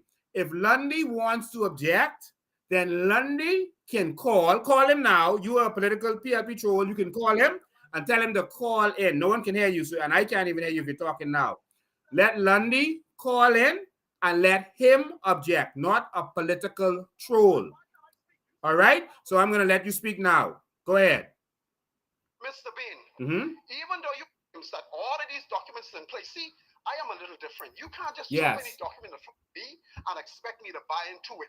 More than often, people make that tragic mistake of believing that when someone holds up a piece of document and interpret it to their interpretation and try to bring some clarity from their perspective, that it is factual. Boss, we don't need theories right now. Do you have something to contribute that is directly from Lundy or directly from Alfred Stewart, or you want to theorize? Let me finish speak to what you said first, please, sir.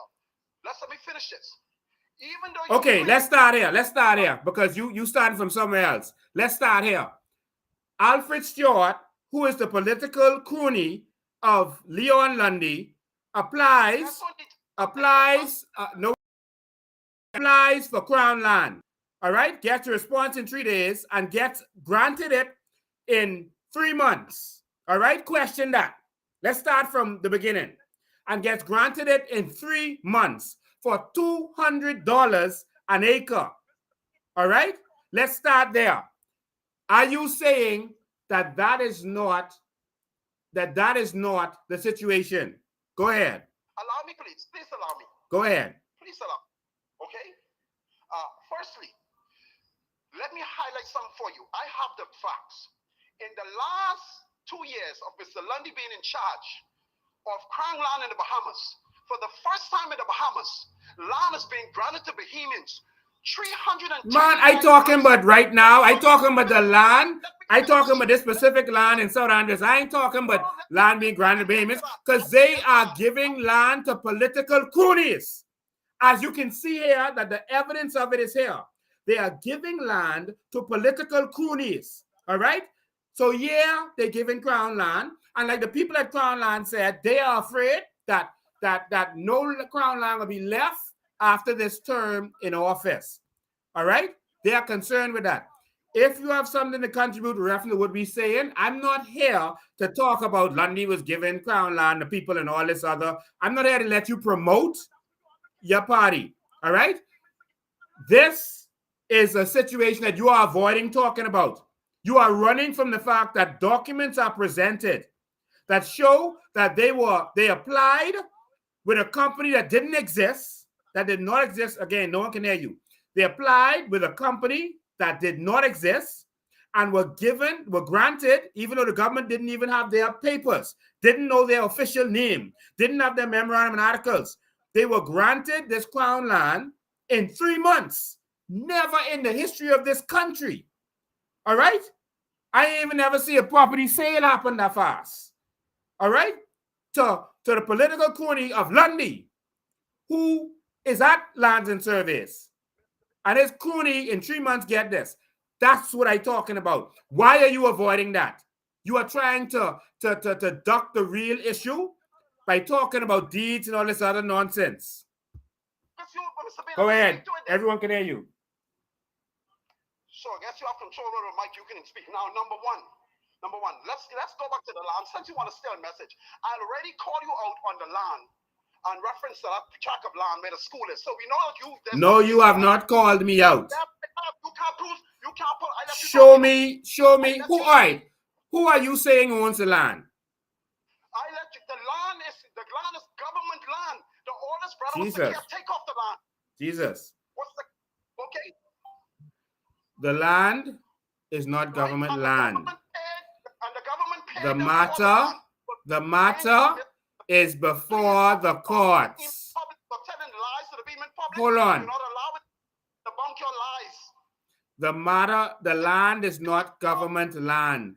All right, let me help you understand something. No one, listen, I have to help you because you seem to be ignorant and you seem to be trying to be a political troll. When simply Lundy could call and he could straighten this out because we don't have Freedom of Information Act that I don't hear you crying for. All right? No one has absolute title to land. All right? 2 people can have title to land and then the courts will decide who has the best title. All right? That is how land in the Bahamas works. And that's how they keep it. That's why they don't want a land registry. They keep it that way because they want to continue to do their skullduggery and take land from Bahamians. All right? So the government can have a claim to this, and the family can have a claim, and it's the court's duty, not the government duty, to say who owns the land. Because if the government had owned the land, they wouldn't have paid no money for that land. Don't be no fool. Your turn. Mr. Bain. Would you allow me to respond, or are you going to keep on interrupting? Yes, but if you're going to be putting out rhetoric, you have no information. You are talking rhetoric. Maybe you need to call Lundy first and then call me back. All right? Because I asked you again about this transaction. I asked you about this transaction where they were granted this crown land. And it is apparently a political crony of the man at Lands and Survey. But you seem to be avoiding that. And now the question is, there's a family who has a claim to that land and title to that land. And they produce documents. They threatened him with police action and with civil action. I don't see where he responding. Police action and with civil action. So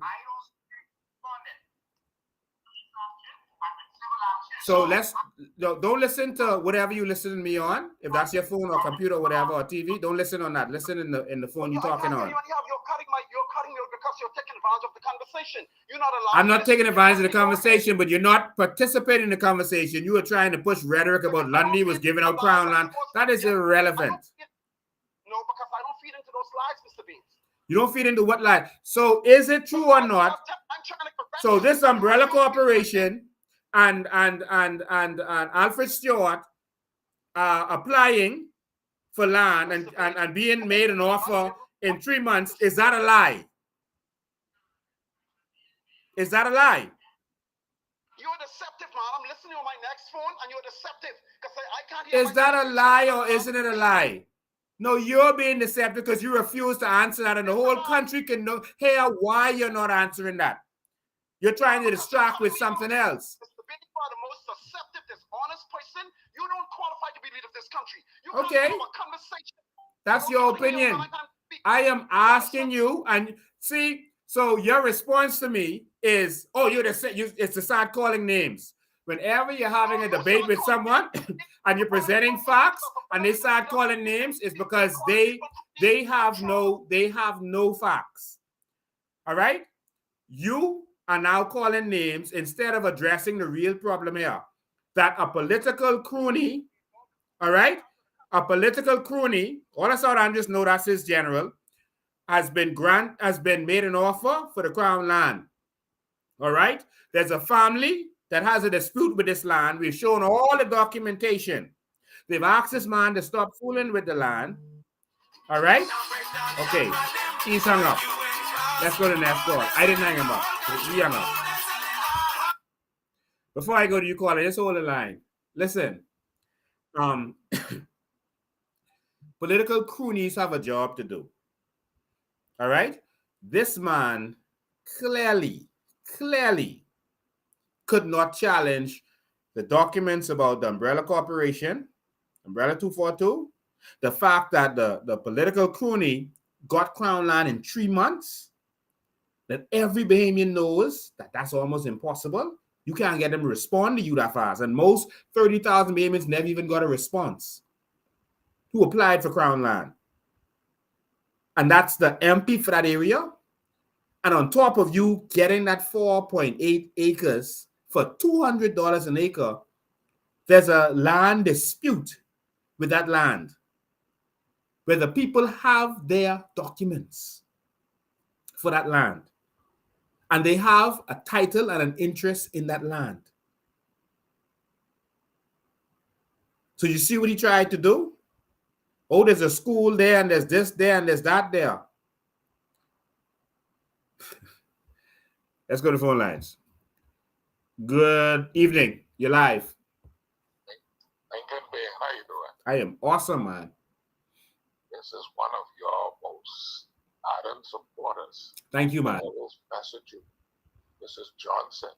Thank you, man. From dialysis. Yes. And I always listen to your shows, but I always tell you, as a leader, you are the leader. Your show is a show of information dropping.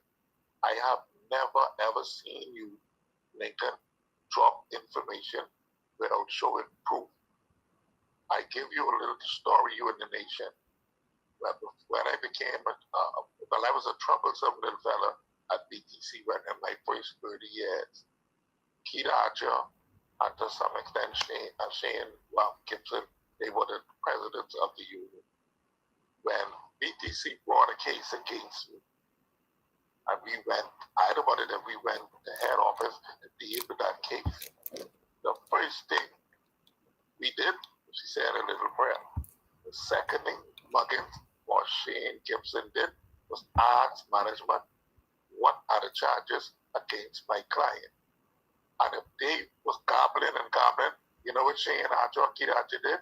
They got up and they said, when you get your stuff together, we left the room. Call us back.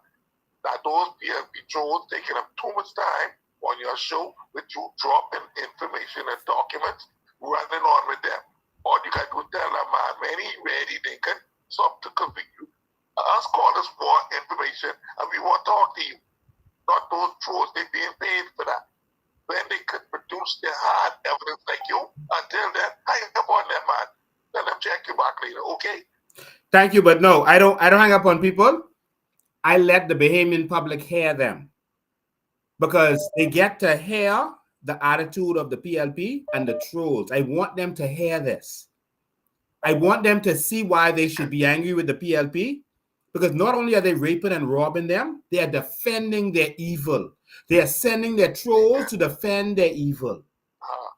All right, I want the public to see that. Mr. Bean, we done had 50 years of it. I believe I might be older than you.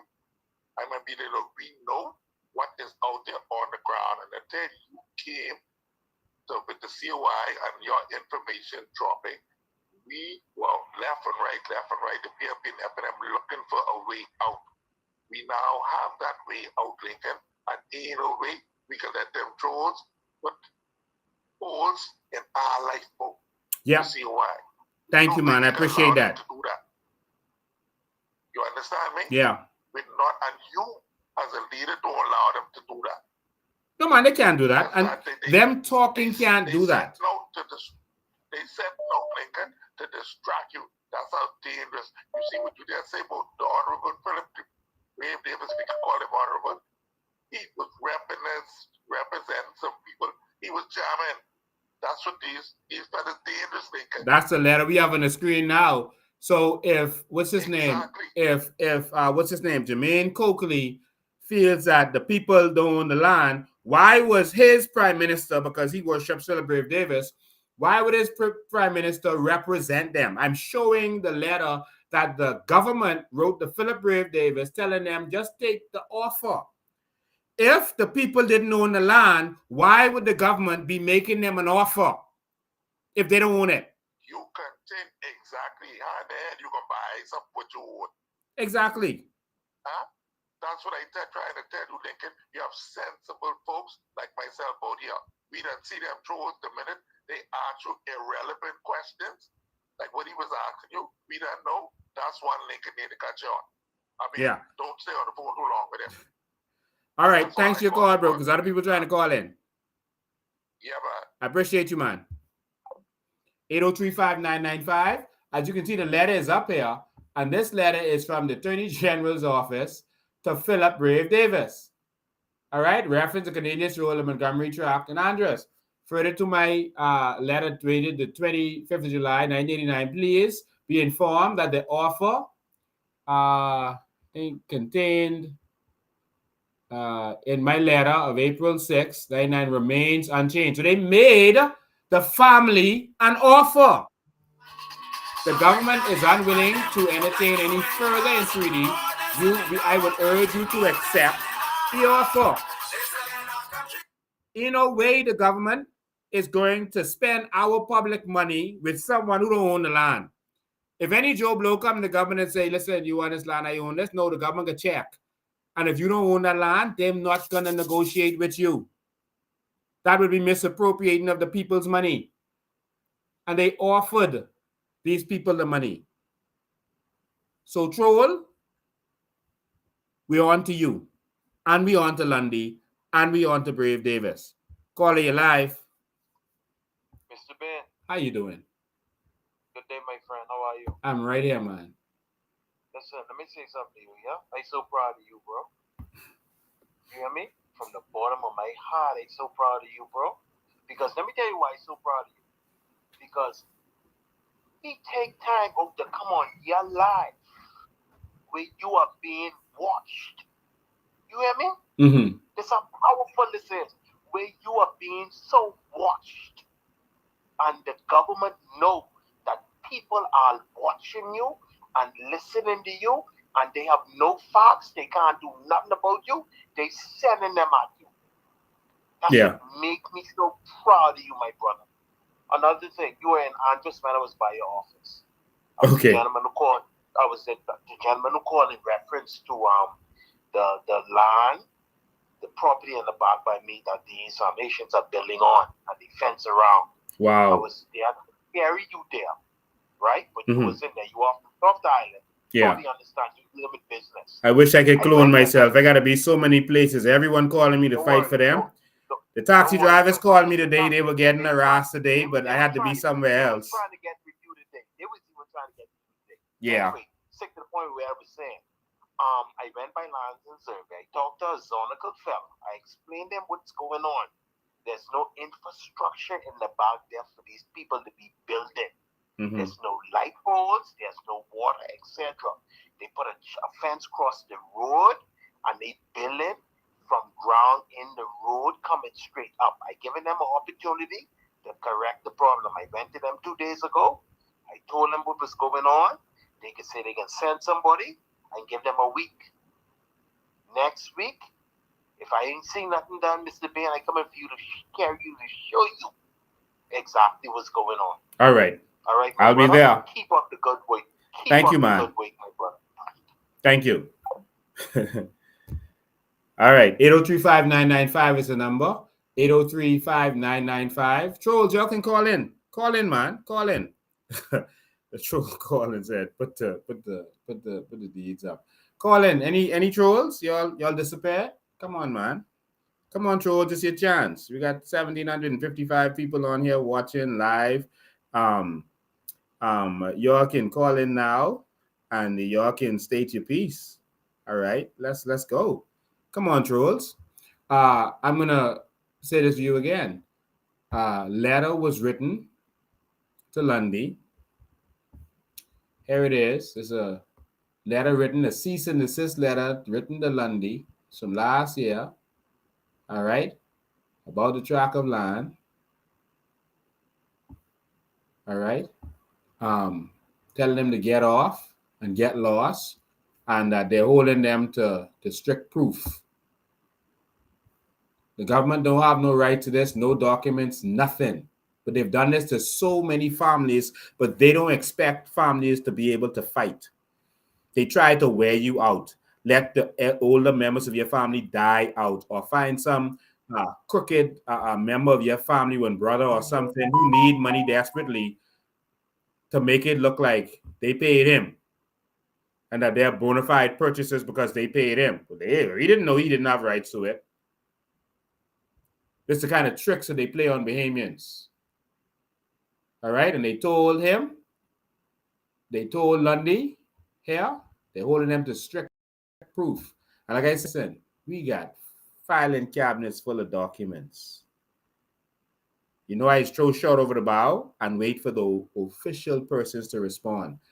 Political troll, go call Lundy and you tell him respond if he wants to see documents. All right? You tell him respond. Simple as that. All right? So that's it, and that's all. I want to say to the taxi drivers that called me today, because I'm busy. Everyone's got me fighting their battles, and I want to be there for everyone, but some people catch feelings because I can't answer their call. But I'm trying, to do as good best as I can. I have some people who cut me off because I couldn't get to them right away. But I can only do what I can do. I want to say to the taxi drivers, if any police officer is doing anything to you that's wrong, you have every right. Whenever the police is approaching you all out there on Woods Rogers Wharf, on that part, take out your phone and record. Don't call me and tell me the police came to you and say such and such. I'm not entertaining that now. This is the 21st century. If the police is walking towards you, take out your phone and start recording video. Let him say the foolishness on video. They called me today and said, the police said that if we talk to any tourists today, we're licensed to solicit, but if we talk to any tourists today, they're going to lock us up. So they called me and said that. I said, did you record? No. And so I'm saying to you now, whenever police, that is foolishness that the police said. No one could tell anyone else who to talk to. All right, I could walk up to anyone else and say, good morning, good afternoon, would you like to buy this, whatever. I have a right to talk and the freedom of speech. So, and you are licensed to do what you're doing. When the police is approaching you, every one of you, listen to me. Take out your phone and record. Don't be shy. You have a right to do that. If you are another taxi driver or other vendor out there and you see the police approaching one of your comrades, you take out your phone and record. And you get as close as possible to make sure we can hear this unlawful order.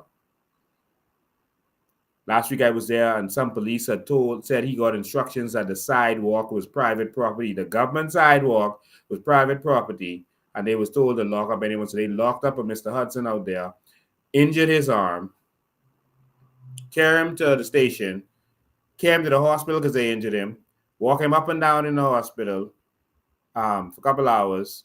He got out. They held him till that night so that he couldn't make any more money that day, and then released him because they had nothing to charge him with, because the sidewalk is not private property. Mr. Hudson, sue. Please, you are rich. So guys, please follow my instructions, because they're going to deny that they said this stuff to you. Just pull out your phones and record. Now, I'm not entertaining anyone who is being rude to tourists, who is harassing the tourists in any negative way or doing anything negative. All right. We still need persons to be able to come over and enjoy their vacation. We don't want to offering them no drugs, no dope, no coke, no nothing.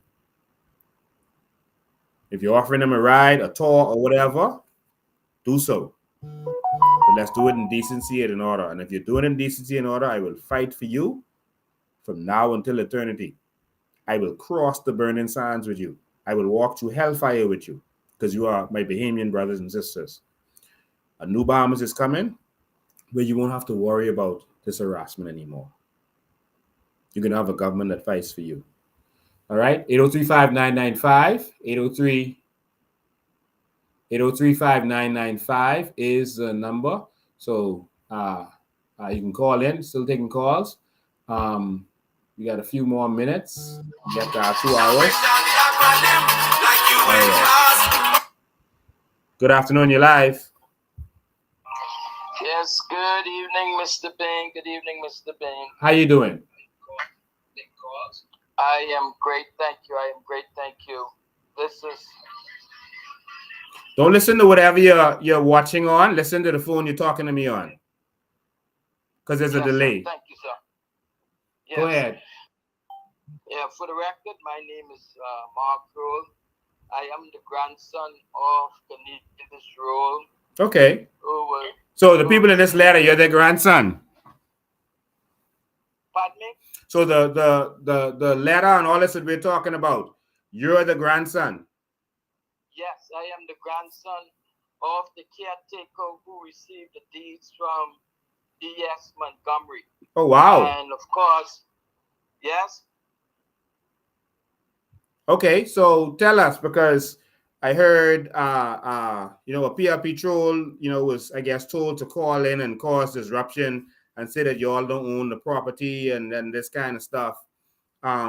He said, I got my information from Joshua Roll. Well, I'm not even sure who Joshua Roll is. But, yeah. Go ahead. First of all, just let me clear the record. Pastor Joshua Roll, who is my brother in South Andres. Okay. Yes. I know who Joshua Roll is. Yes. Someone, I don't know if it's Mr. Coakley, but someone said that he gave you information about what you are expressing tonight. I just want to clear the record that Joshua Roll, Pastor Joshua Roll, had no affiliation with any information to Mr. Lincoln Bain. He never gave me any information. No, he didn't. He never gave you no information. Yeah, but trolls are paid to lie. So that's what Jermaine Coakley was doing. Right. As it relates to the property, the 14 acres where the Artex site was, the government received millions of dollars for that property of lease to from the American government. Yes. Or whomever. I was told later that it wasn't the American government, but we can deal with that.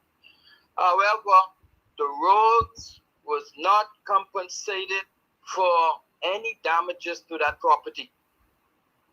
Wow. Mr. Ingram took advantage of our uncle, David Roll. He is not the grandson of Cornelius Roll.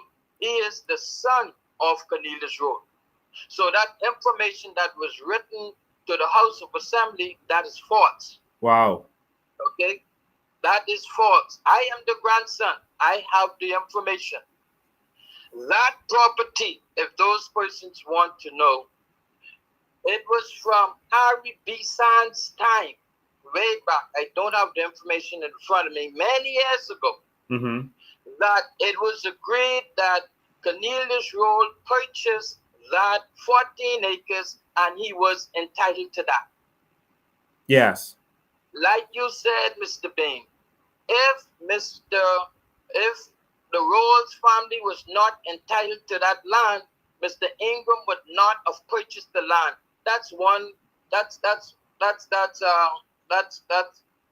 elementary. Anyone can figure that one. Yeah. Okay. In recent time,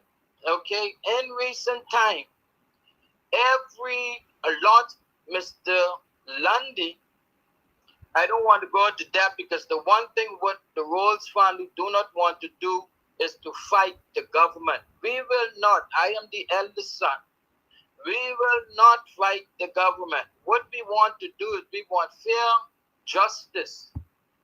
We want fair justice. Some may say, "What you cannot take your land or possess your land unless you fight the government." That is not the intention. We want Mr. Lundy to meet with us or whomever in the government to see how we can resolve the problem. But we do not want everyone coming in, taking the best of the Rose family and leaving us behind with nothing or putting us in the back of the line and using the government to deal with these matters. Okay? This is wrong, and we want all of this to stop. Not only to us, but all of those persons who are being taken advantage of. But the point is that 14 acres that the OTEC was on, that Mr. Lundy is seeking, or whoever is seeking 4-something acres, the settlement has not been with the roads taken care of as yet. And we don't want persons taking the land to which can be retracted later on when it go before the court. We would like for persons to sit with us. Pastor Joshua, for the record, is in South Andrews. This is Mark Kroll. I am in Nassau. I am the eldest son, and he gives me updates as to what happened in Andrews, as to what he should be doing. Yes. Because I am not there. But I don't want to go any further.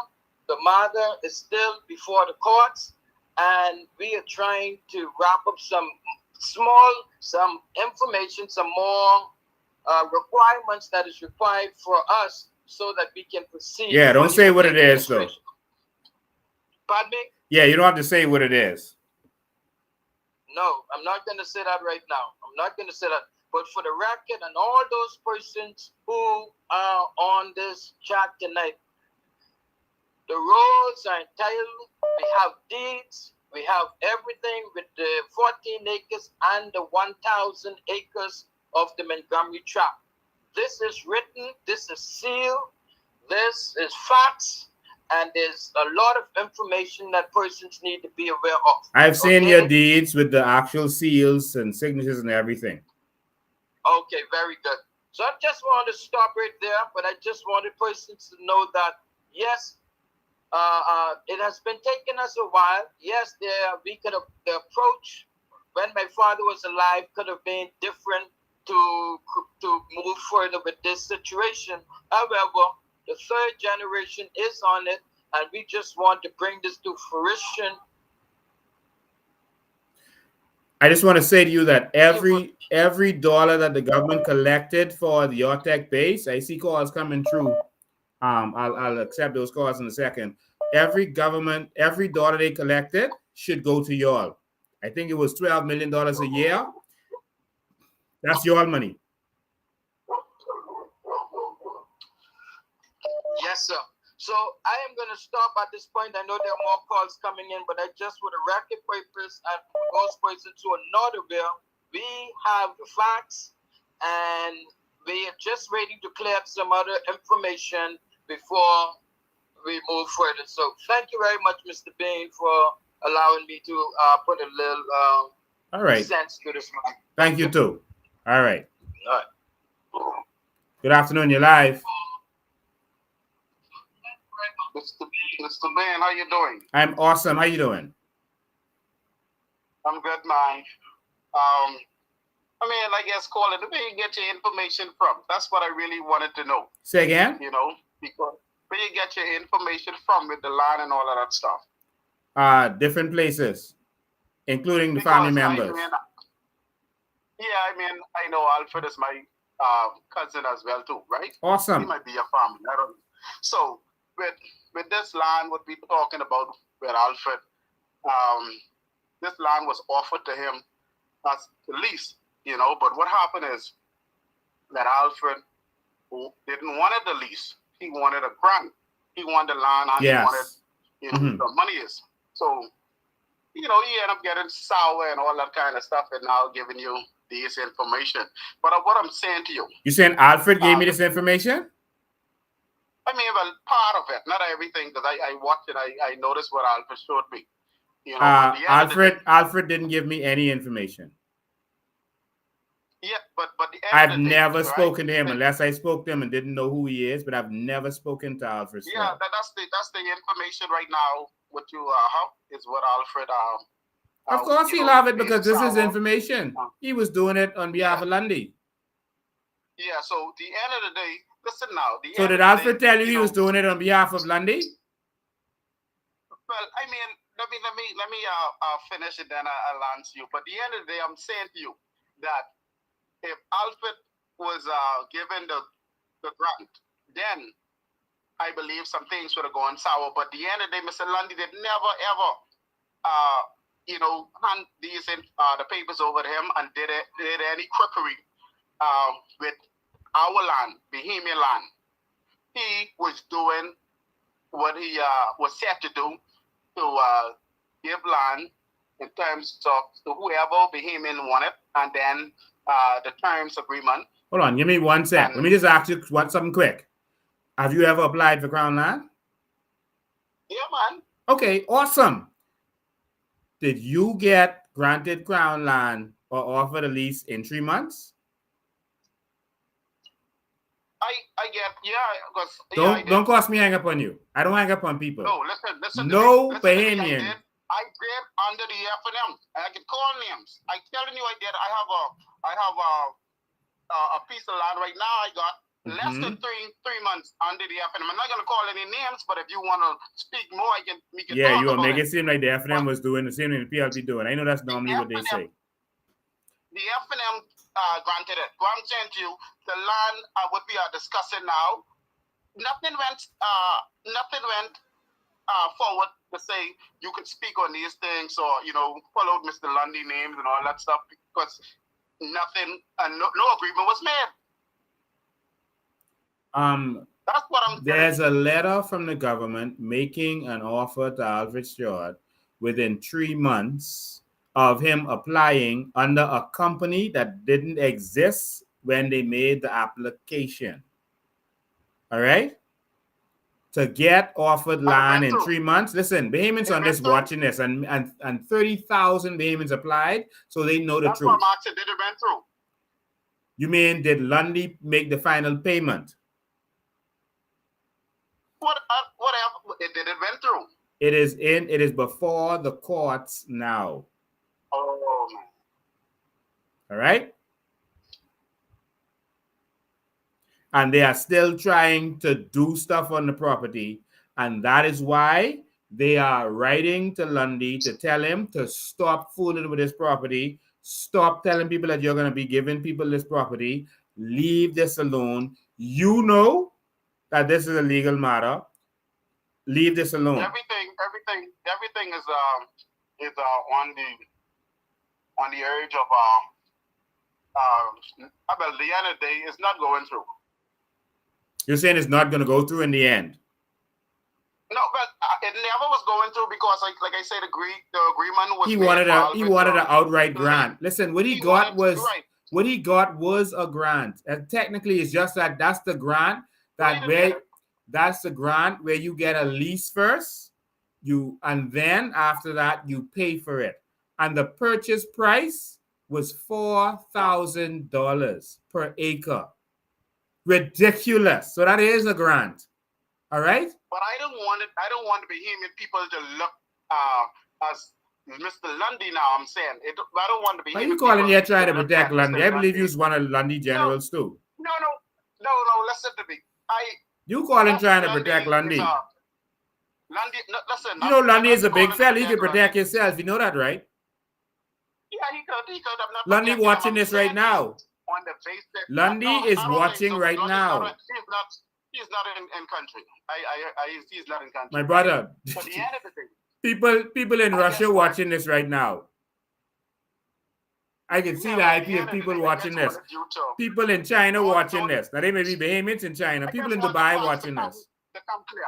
I want the facts to remain and come clear, so that me, who are on the side. No, but you try to speak for Lundy. Say Lundy ain't watching this. See how the country. It's a team that I can go after, but I can't go after the team and the COI if these things are happening with false report and things are not finalize it. And, my brother, if this, my brother, if this is the thing my brother. Listen, if you saying this how you want you should have let it go through and then hit it. And that's how my brother. we One thing you know I don't do is make false reports. I've been doing this for over 20 years.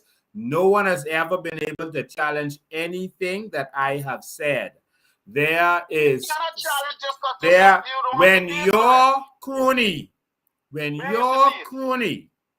is offered land, all right? In the end, it cannot go through because the family challenging it. All right? He can't get the land. Not because of nothing you said about the grant, because there is a grant. It's just a lease, a lease to buy. So I let you talk. I gave you your freedom to talk. And so it was good talking to you. I know Lundy probably told you to call, but have a nice night, all right? No, that's me. Yeah, but thank you. Enjoy, all right. But, listen, these coonies think that they slick. They think they slick. But that's probably Lundy told him to call. Remember when I did the show on what the other MP name? I don't remember his name now. The pastor of Pilgrim, where they had the import export business in the back of his yard, where coal was being sent out of this country. Coal, yes, the coal. Yeah, the people was cutting down the trees and making coal. It was being exported to Haiti, amongst other stuff. And one of his cronies was sent to call, but that crony messed it up for him by giving more information than he should have. All right, so that's really how it is, ladies and gentlemen. Someone says $4,000 an acre. Yeah. That's what he would have paid. Let me see if we could go back some and make sure we could pull this up for you. Is that the one? No, that's where he had 90 days to purchase this. I mean, all these people call in for Lundy. Like, Lundy can't talk for himself. Lundy is quite capable of speaking for himself.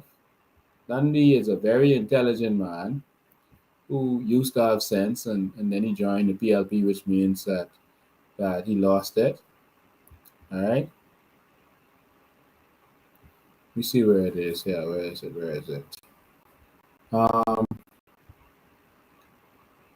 Looking for the numbers. Okay, here it is. Number O right here. You see, it says CDE, not OE. E. It looks like an O.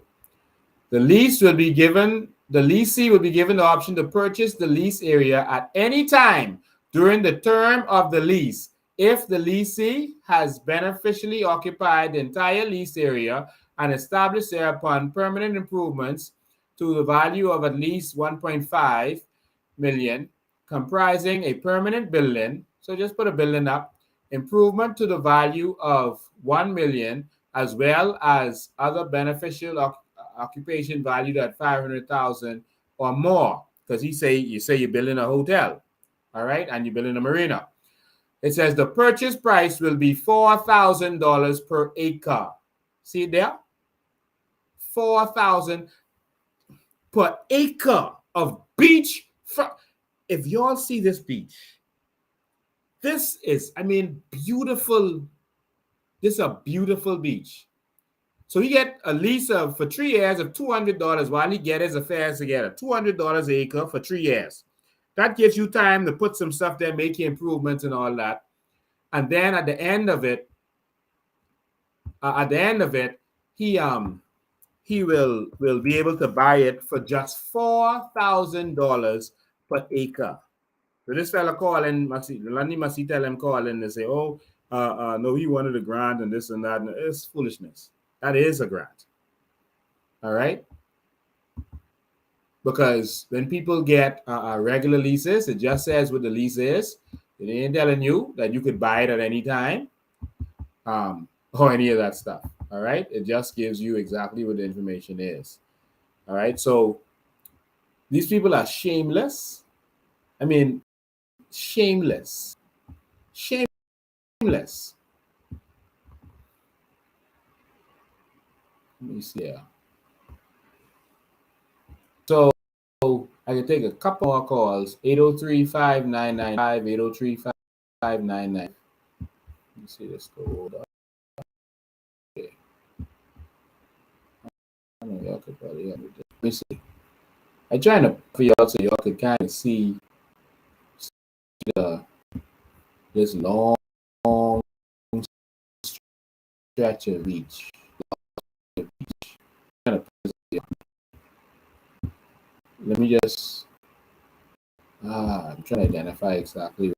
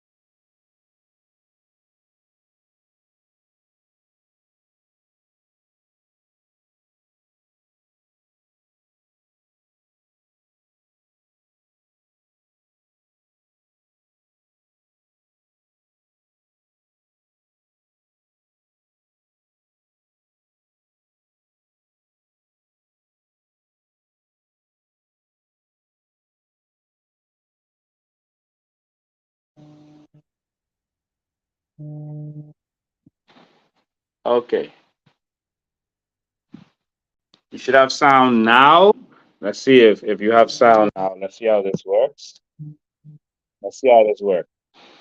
All right. Let's see if this works. All right.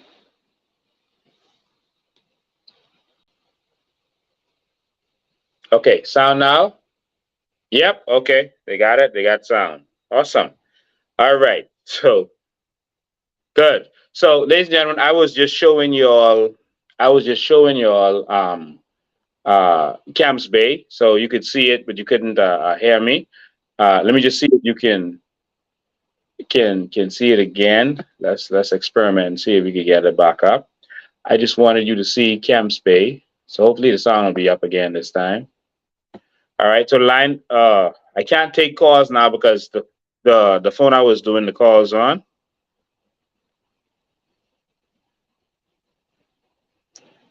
is what I'm using for you to be able to get sound now. This is Camps Bay, and look at that. That's beach, beach, beach, beach. All right, beach, beach, beach. These fellas are just trying to take everything. Look at that. Look at this thick white sandy beach right here. Look at that. Look at this, man. Camps Bay Complex, Calvary Baptist Church. Look at all this, man. Okay, that's up here in the bluff now. Nice. They are trying to take everything from us. All right. They can see this from space, and this is deep tongue of the ocean right here, and this is nice, beautiful turquoise blue water right here. All right, and they're trying to take everything from us. We got to stand up and fight, Bahamas. We got to stand up and fight. All right. We got to stand up and fight. All right. I see Jermaine Coakley is back texting, saying that we brainwashing the people with lies. Listen, man, I don't know what to say about, paid trolls. Listen, these are paid political trolls. You know their agenda. What else do I have to say? All right. So we did more than an hour today. I have one agenda, and that is to put Bahamians first in this country. That is to put Bahamians first. I don't know why that's a problem for political trolls. Like, they don't want Bahamians to have anything. But we are going to have what is ours. And there's nothing you can do to stop it. We are going to get our crown land. We're going to get our crown land. Andros has millions of acres. Just barren. Let's look at it one more time. I'm sorry to have to show you this again, but I just want you to see our land that is sitting there barren and they're not doing anything with it. Look at this one more time. One more time. All right? While they fight for politicians, I'm fighting for you. All right? Look at that. Beautiful. Beautiful. Look at that, man. Look at this. But look at how much undeveloped land. All of this is undeveloped land. Look at it. Look at it. Look at all that land just sitting there waiting to be developed. Look at all the fish farming we could do in these areas. This is an archipelago. Andros is an archipelago. See how much islands are here? Look at all this land. Look at it. Some of this is reserve. And all of the reserves we can actually be getting carbon credits for. There's mangroves, there's forests, all of this, and we're not making a dollar for it right now. Come on, Bahamas, look at all these archipelagos. There's so much we could be doing. There's so much. We could grow the sea cucumbers in here if we want to. We could farm fish in here, be the #1 farmer of fish in the world. Look at this, man. Look at it. Look at all the aragonite. That is. See the aragonite? See the color change? Look at this. My Lord, look at this. Pure, unadulterated, untouched, virgin aragonite. Look at it. Ready for us to benefit from. Easily accessible. Look at all this land that they're doing nothing with. Look at it. They have not developed the Bahamas. Our growth has been stunted. Our growth has been stunted. Some people had a problem with some stuff that some missionaries said when they came here. But I want you to hear what these missionaries had to say. I went to the Bahamas. I went to the Bahamas. I went to the Bahamas, and it's not what you think. It's not what you think. I would tell people, oh, I'm going on a mission trip to the Bahamas, and I would just get a look that kind of said, oh, you're going to the Bahamas. So I was not aware of what it would look like coming onto the island, but instantly after landing, you could just tell that a lot of it was untouched. There was a lot of things that were not finished. So I knew that there was a reason we were there and that they needed us for sure. I would say Eleuthera is different from the other vacation islands in the Bahamas because really when we were there we didn't see many tourists at all. It wasn't really what I was expecting because it was so different than Nassau. There were no hotels, no tall buildings. It was just like, I went to the Bahamas. I went to the Bahamas. I went to the Bahamas, and it's not what you think. It's not what you think. I would tell people, oh, I'm going on a mission trip to the Bahamas, and I would just get a look that kind of said, oh, you're going to the Bahamas. So I was not aware of what it would look like coming onto the island, but instantly after landing, you could just tell that a lot of it was untouched. There was a lot of things that were not finished. So I knew that there was a reason we were there and that they needed us for sure. I would say Eleuthera is different from the other vacation islands in the Bahamas because really when we were there, we didn't see many tourists at all. It wasn't really what I was expecting because it was so different than Nassau. There were no hotels, no tall buildings. It was just like a flat island.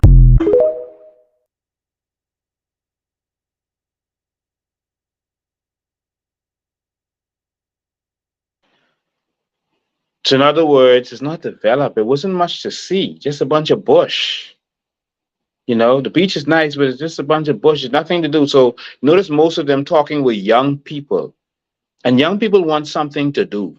They want some entertainment. They don't just want to come sit down under a tree or sit down and rock in a hammock. We need to do something. And it's our time, Bahamas. Our politicians are stuck in a slavery mindset. You know, I study a lot.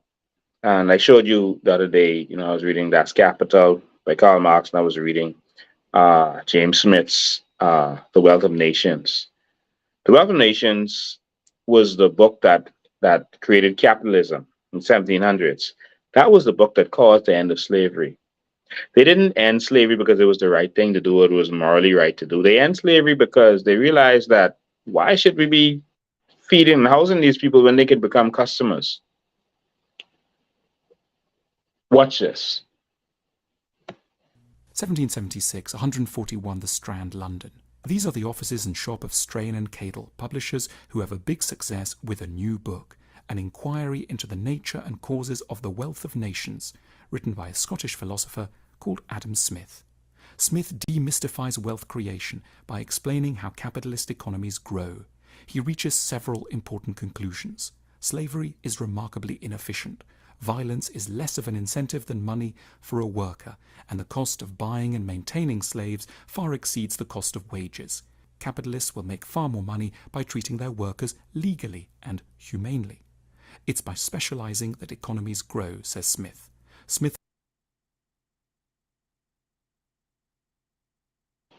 And so, ladies and gentlemen, I've come to free the slaves in the Bahamas. That's my mission. For us to benefit from our country. It's time for a change.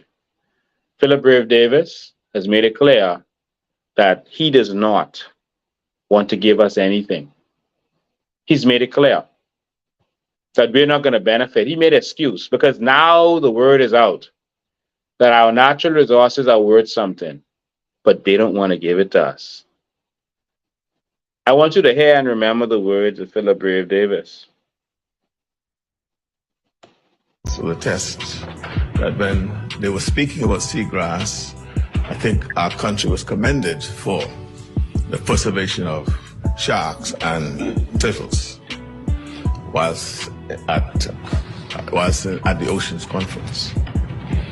Now, insofar as where the fund's going to go, it's going to go for the benefit of the people. Firstly, it'll either go into a sovereign wealth fund or a special purpose vehicle. That's where all of this will be held. And then from there, the disbursements will be made. And it'll be transparent and accountable as always. And as I said initially in Did that man just say transparent and accountable as always? And he said it's either going to go to the sovereign wealth fund or a special purpose vehicle. You know what that means? That means whoever he wants, wherever he wants. That means they could take this money. My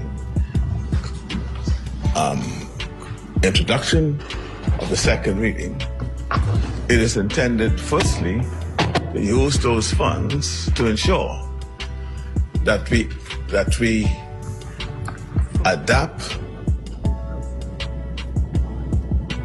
we use it for adaptation and mitigation to ensure that we preserve our islands for future generations. And this time to lay the heads of agreement, which I said I would. What did the document be brought up? And Madam Speaker. Anyone understand anything this man said yet?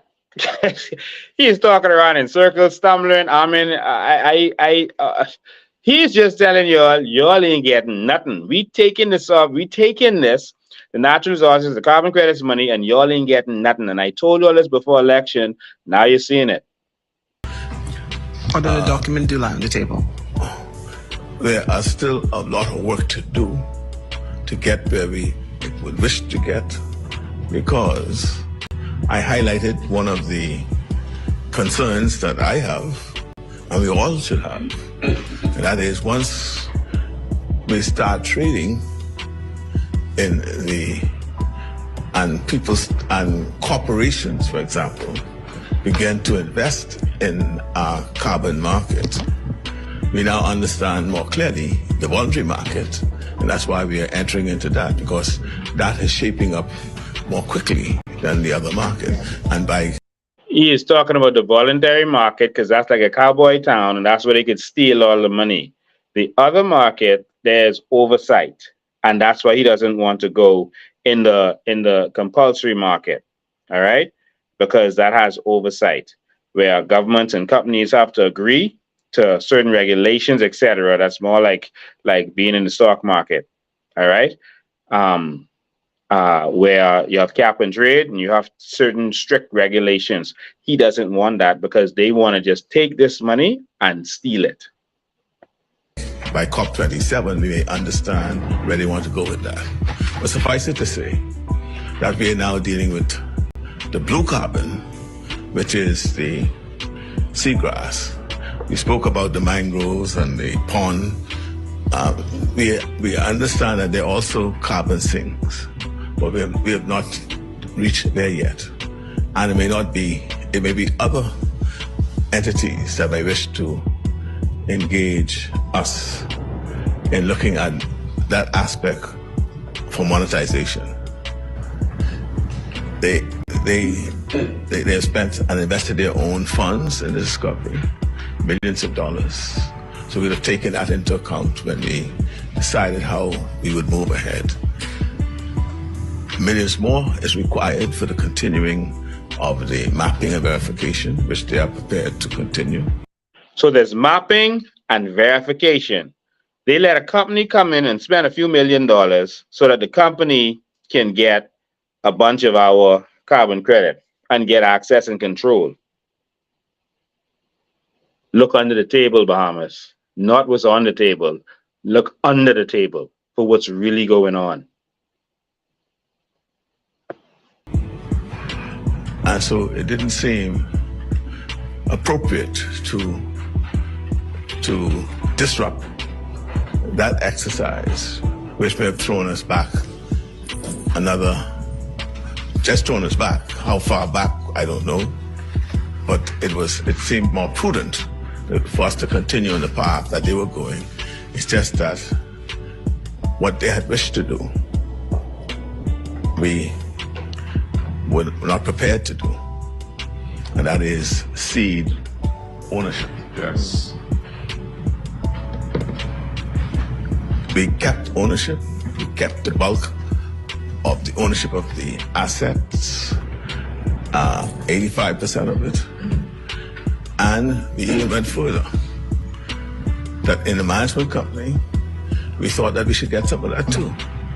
I thought you kept 100% of the ownership of the asset, but about 85% of the revenue from the asset. 100, that's correct. Yeah. That's correct. It's the management. The man don't even know what he's talking about. He lies so much, he's lost in his lies. Yeah, it's the management. But at the end of the day, it works out when you monetize it. The monetization is ownership 100%, yes, payment. But monetization of that 100%. 85% would be for us, plus an additional 49% of that management. Right now, so far.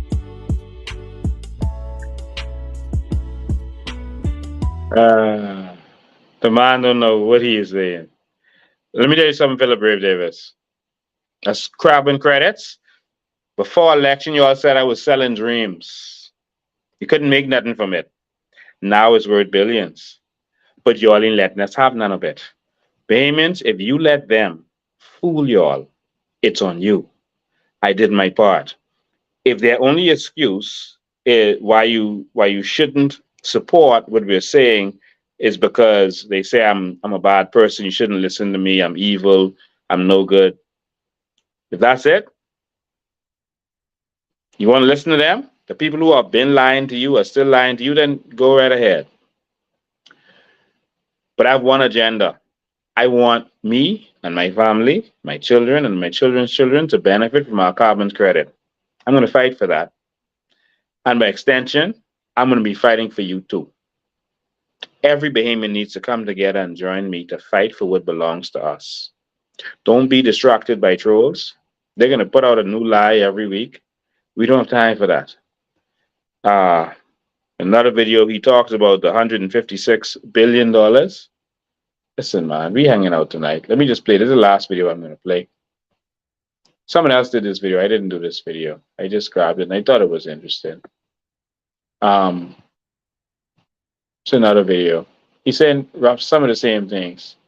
Exploitation, if I call it that, of our natural resources is just another form of creating revenue to assist the government in its business. And hopefully we'll get surplus. We have, for example, our ongoing expenses to meet the obligations of government business, providing the services that's necessary for our people. It's in excess of $3 billion a year. And hopefully when we do have... So the carbon credits is new money. They saying this voluntary thing that they're going to do is going to be worth $9 billion, right?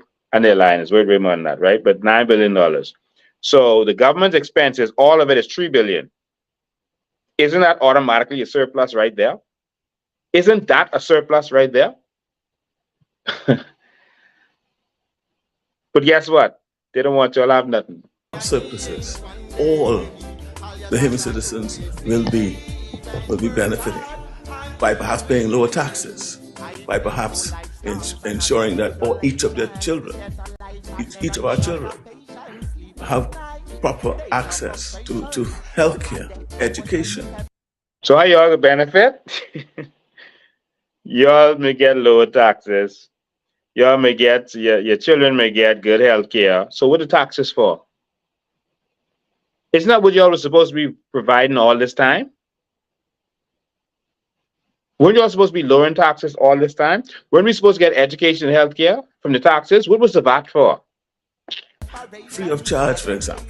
Those are some of the decisions that have to be made. Eventually we may have a sawmill fund. But what we have done is we set up a mechanism of funding to ensure that we can invest assets for return to again create further revenue streams to help us pay the country's bills.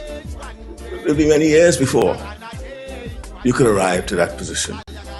It's designed to assist the country in meeting its obligations to its citizenry.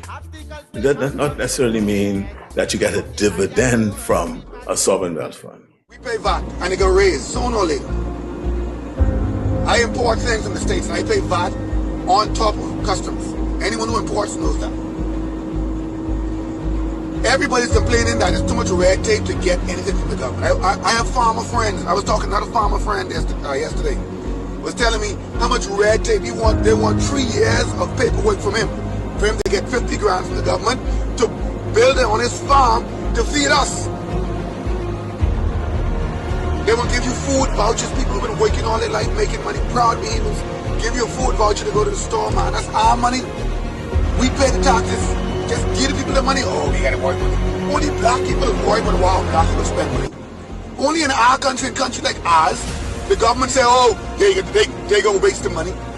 Man, get the people to flipping money in the States. Listen to me. The Jones will get $1,200.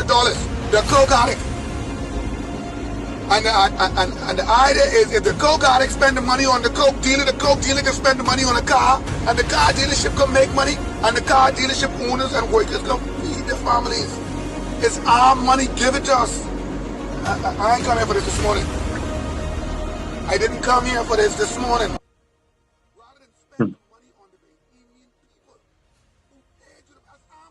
I'm going to leave that there for the night, ladies and gentlemen. Thank you all for tuning in. We went over time tonight, but please share this live. Take clips from it, share it around. You have a duty to make this happen. It's going to happen if you make this happen. Make sure you get the information out there so that the Bahamian people can see the skullduggery that is going on. And it's happening all across the PLP government right now. All right. Remember, Keith Bell is still up to no good. And Leon Lundy, you see what's going on there.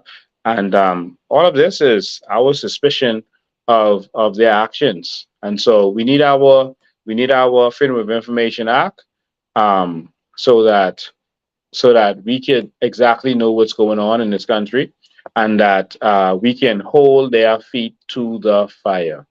Until we get that, we're going to be in problems in this country. All right. Ladies and gentlemen, thank you for tuning in. I appreciate you. We're going to go live again on Sunday with more. All right. We'll wait to see what Keith Bell and them response is. They know if I have that what I had, I got more. All right. So, ladies and gentlemen, stay tuned in and stay prayed up. The new Bahamas is coming.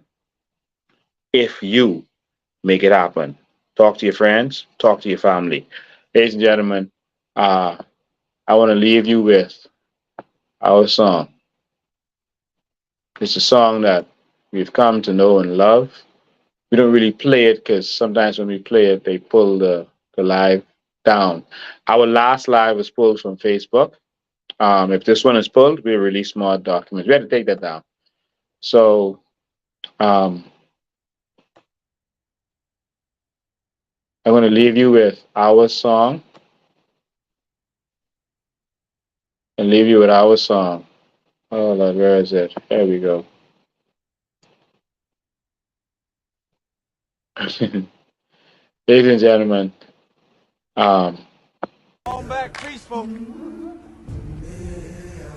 slavery days are over. I'm gonna be free or die. It's time to escape. My name is Lincoln Bain, and I'm a runaway slave. And if you come with me, we can all run away together and build a new city, a new nation, a new land, with island state, where their money stay at home on their island, and they pay a royalty to the central government, where the people govern themselves.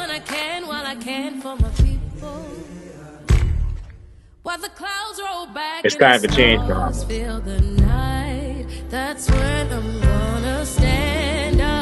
Stand with me, and let's make this happen. The whole Bahamas isn't working out for us Bahamians.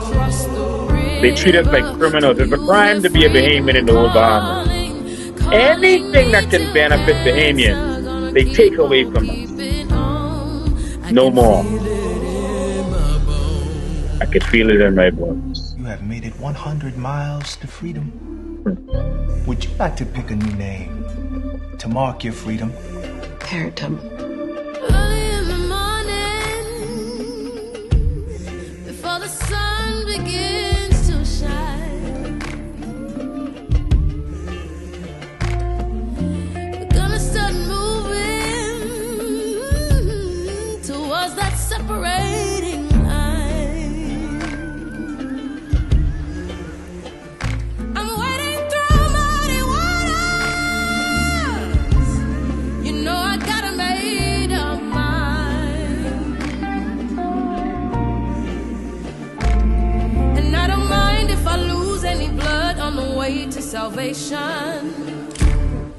And I'll fight with the strength that I got until I die. So I'm gonna stand up, take my people with me. Together we are going to a brand new home, far across the river.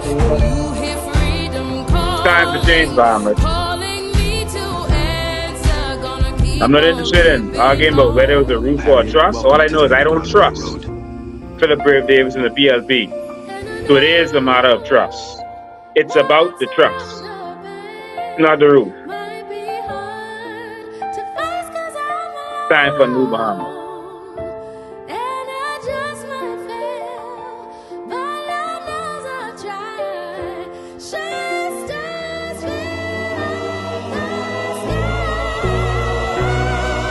Stand up, take my people with me. Together we are going to a brand new home, far across Let's cross that Jordan River together and let's enter the promised land. calling me to answer. Gonna keep on keeping on. I'm gonna stand up, take my people with They think we're not good enough to pay us for the land that belongs to us. They stole the flag from Bahamian and refused to pay him what it is because what's he gonna do with that money? He doesn't deserve that, but he's a Bahamian.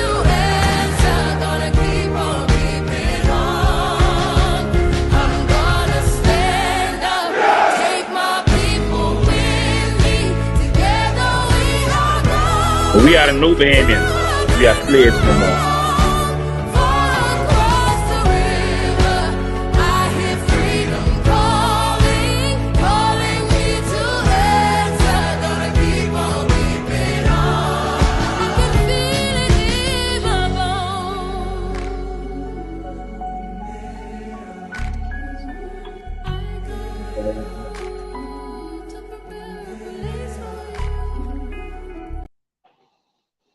Ladies and gentlemen, my name is Lincoln Bain.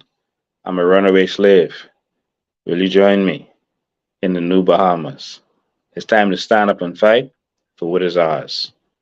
It's time to stand up and fight for our generation, for the next generation, and the generation after them. It's time to stand up and fight to honor our parents who didn't know what we know, who have died and gone, and they don't know what we now know.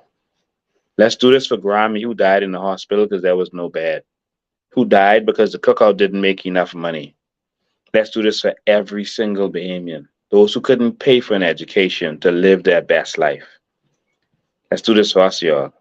Slavery is over. It's time for the New Bahamas. See you next time.